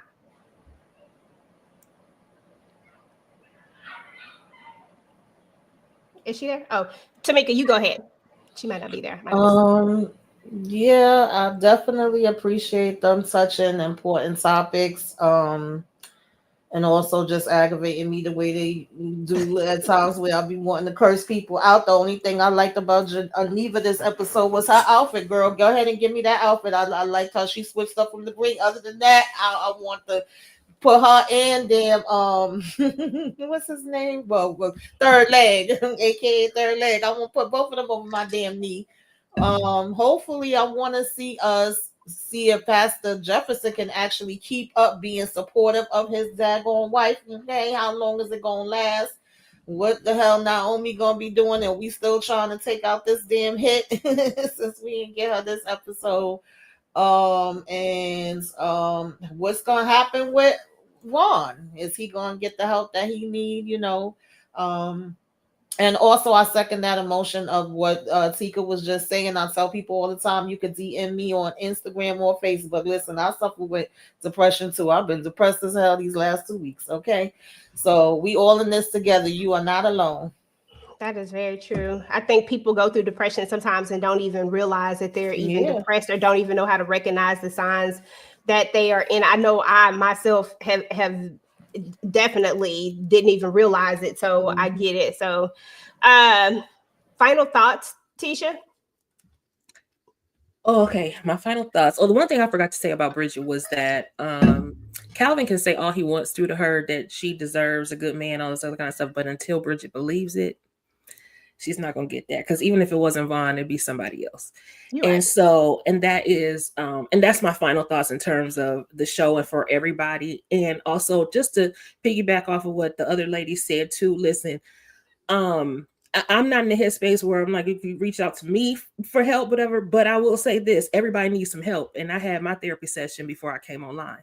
So every 2 weeks I see my therapist. So when you need help, please just reach out. And sometimes you don't have to wait until there's something traumatic that has happened. You can, if you just feel in any kind of way, reach out to somebody. There are plenty of resources. If you use the EAP at your jobs, it's there for a reason, and it's usually free. So reach out to there at least to get started, and then see what your insurance covers. And if you don't have that, see whatever resources are available. There's plenty out here. I will say the Loveland, my therapist didn't start off in my network, but for Black women and Black girls, there's what's called the Loveland Foundation. And if you apply there, doesn't matter for income or anything, they will, if you get accepted into the program, they'll give you 12 vouchers worth $120 each. So they give you up to 12, so you can be in one cohort. I just finished up my cohort, and now my therapist is actually in my network now. So I just got my copay. So whatever you need to do to reach out to get some help, please do that, because anxiety, depression, all sorts of things are out here running amok. And especially for those of us that look like us, we need it, especially in a world that doesn't want to give us our just due, that doesn't love us, doesn't care for us like that. We need to be able to rely on somebody and each other. So, and with that said, I appreciate all you ladies. I really do. Thank you. Absolutely. Thank you. Oh yeah, that's it. Thank you. Y'all know Tisha she be knowing where them resources at. So definitely, like everybody said, reach out to somebody if you need help. Sheeta, I don't think we got you. I think you had stepped away. Final thoughts? Yeah, this show, I had got in my feelings. That's why I had to get off for a minute. I had got in my feelings, child. And I'm in my feelings still yet, but I'm here, and y'all said enough. I agree with everybody. I can't do no more. Okay. And Tika, final thoughts with it? This episode was just heavy, and I'm just looking forward to another episode, to come up. I'm just enjoying Divorce Sisters in a whole. I don't even want to predict, because I flipped around and saw one of them darn synopsis, and I'm like, dang it, why did I do that? So it's really distorting my emotions right now, but I'm still looking forward to the episode. Shout out to Pierre V. Johnson. Okay. We talk trash all the time about Vaughn, but Pierre V. Johnson as an actor, I've been watching his development from the time he was a blinker on Bruh, up until the time he went to the Rakadushi compound, up until now, and he's had other roles here and there. But his acting abilities have grown, and he had me convinced. That's all I can say in this episode. He had me convinced that he was really ready to go. So with that, I'm just looking forward to hanging out with y'all next week so we can talk about this next episode. Hopefully it's not as heavy as this one. But I guess we gotta take what we can get with Tyler Perry, And one other thing, and this don't have nothing to do with the show, with Divorce Sisters, but I just wanted to send a special prayer out to Tamala Mann. She's in the hospital. And I just want everybody if you pray, just say a prayer for her. She's somebody that actually brought me to the Tyler Perry plays. Like, her singing is what actually got me to watching them, other than what they were doing. But her voice was something that just drew me to that show. And so she's currently in the hospital. She's not responsive. It's been a few days that she's been in that state. It's not a rumor. I don't know exactly what is wrong with her, but I do know for a fact that she is definitely in that hospital. And just pray for the Mann family, Tamala Mann, David Mann. Y'all know them as Cora and Mr. Brown. So just absolutely, that's it. Yeah. Okay. Woo. Yeah, this episode was. It's okay. No, you're fine. This is real life at the end of the day. And that's what that's what we're here for. But yeah, definitely prayers up to them. I didn't even know that. I feel like I be at the loop sometimes, but I didn't know that. But anyway, y'all, that was it for Divorced Sisters. I'm gonna go around and see what everybody has going on their channel, and then we're gonna get up out of here. Big Sheeta, you got anything going on? I know you've been doing Twisted Tuesdays. And you ain't came up there yet. Yeah, I know. Okay, I'm coming. I'm coming. Again, I extend the invitation to any and all, but everybody's welcome. I you know, if you can't, I understand. If you can, I understand, and I greatly appreciate it. But anyway, You see that, Tika? Do you see this? Do you see what I'm dealing with right now? Okay. Oh no, okay. she's throwing them shots at both of us. I hear you. Okay. Okay, Big Sheeta, go ahead. I'm sorry. Go ahead. Yeah, y'all don't double team me now. But yeah, so yes, on Tuesdays I've been doing just some movies that took a turn one way or another. You know, got the women losing their mind, and Lord have mercy, it made me think about Naomi. But anyway, got people, you know, the ladies going crazy. So we've been doing throwback movies. This week we did, help me, Letitia, Single White Female. Yeah, so yeah, we've done Misery, Single White Female, Serial Mom, what is it? And Rocks the Cradle. Rocks the Cradle. Attraction. Double Jeopardy. Yeah, we got Double Jeopardy coming up. Yeah. Just checking, you know, on the channel, and you'll see what I got going on. Next Wednesday, I do know I'll be doing Real Housewives of Atlanta season 16 reunion episode 1. So just check us out next Tuesday and Wednesday, and then Thursday I'll be right back here with these ladies. Okay. Thank you. See, I be paying attention. See how I knew everything that was going down? I be in it. I may not be in it, but I be paying attention. What's up, like Letitia girl? What you got going on your channel? Okay, I am in Candy's good graces because I was on Tuesday's crew for Twisted Tuesdays. That was good. So, yep. So Twisted Tuesdays on Tuesday. Monique 69 Ways and I will be doing our weekly recap of Beyond the Gates on tomorrow at 7:15 p.m. Eastern. So if you want to catch up with us on what has happened this week, and if you were screaming at the TV today, like I was, you will join us tomorrow so we could talk about it. And then, of course, on Thursdays, we're back here on Divorced Sisters. But don't forget, just keep your notifications on, and don't forget to like, share, comment, and subscribe. Thank you. Tamika, Boo Boo, I know you haven't been doing a whole lot, but you definitely are on a lot of panels. What you got going on your channel? What you want the people to know? Yeah, I'm actually about to, even though I feel like I can't keep my eyes open, I'm about to watch BMF with Moochie, and we're going to do a first reaction when that episode go off. And then, you know, I do my own just little quick thoughts with, Divorced Sisters and Shy and BMF. And then I'll join EJ and Moochie for the Shy panel. Of course, I'm here with the Divorced Sisters panel. I think we're going to be having a Sisters panel soon because I think Sisters is coming back around the corner.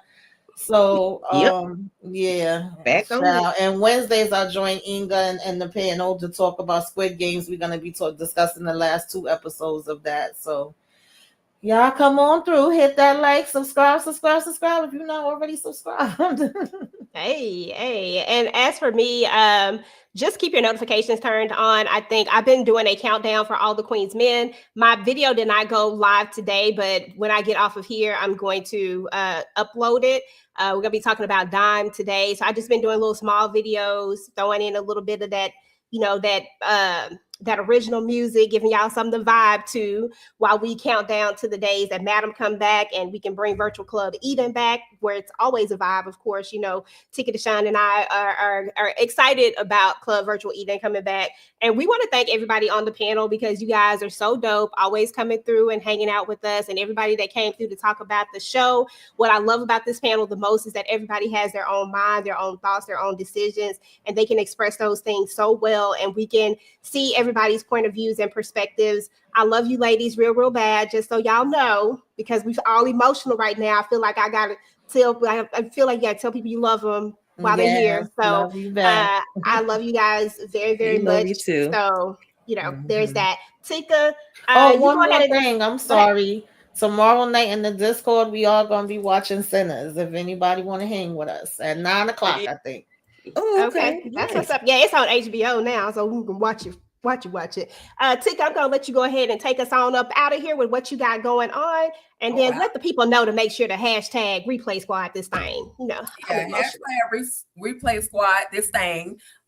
Candace, send me the link so I can join you for Double Jeopardy. Did you say it was Double Jeopardy that you're Yes. supposed to be doing? Whatever it is, send it to me. I'm gonna be committed. I'm gonna commit myself to it right here live and in full effect, because it's been a while since we've been on a thing together. So yes, thank you, and I appreciate it. And this is always just fun. I always have a good time with you ladies. Like EJ says, we basically agree to disagree on certain things, but we know how to do it in a mature manner. And ain't nobody mad at the end of the night. I love all of y'all, whether I talk to you or not. I love all of y'all. You know what I mean? So I think this episode got me emotional. So I'm gonna just tell y'all what I got going on the channel real quick. I got one more episode of the Black Dagger Brotherhood. I thought it was finished, but I do have one more episode that I'm gonna go live tomorrow and recap that final episode. Divorce Sisters, of course, will be back. I have been doing a couple of little small clips, so you can check those out. They're short, 3 minutes, 2 minutes. You can check those out. I would greatly appreciate it. Just waiting for my men of Eden to come on back, because I need them in my life ASAP. I'm just saying.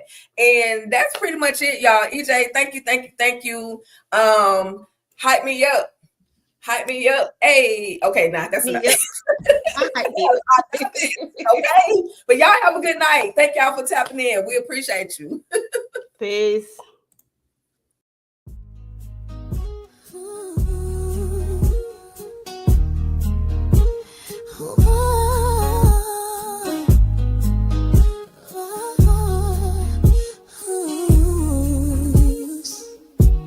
She's caught up in a flirtation with another man who plays my dangerous foreplay.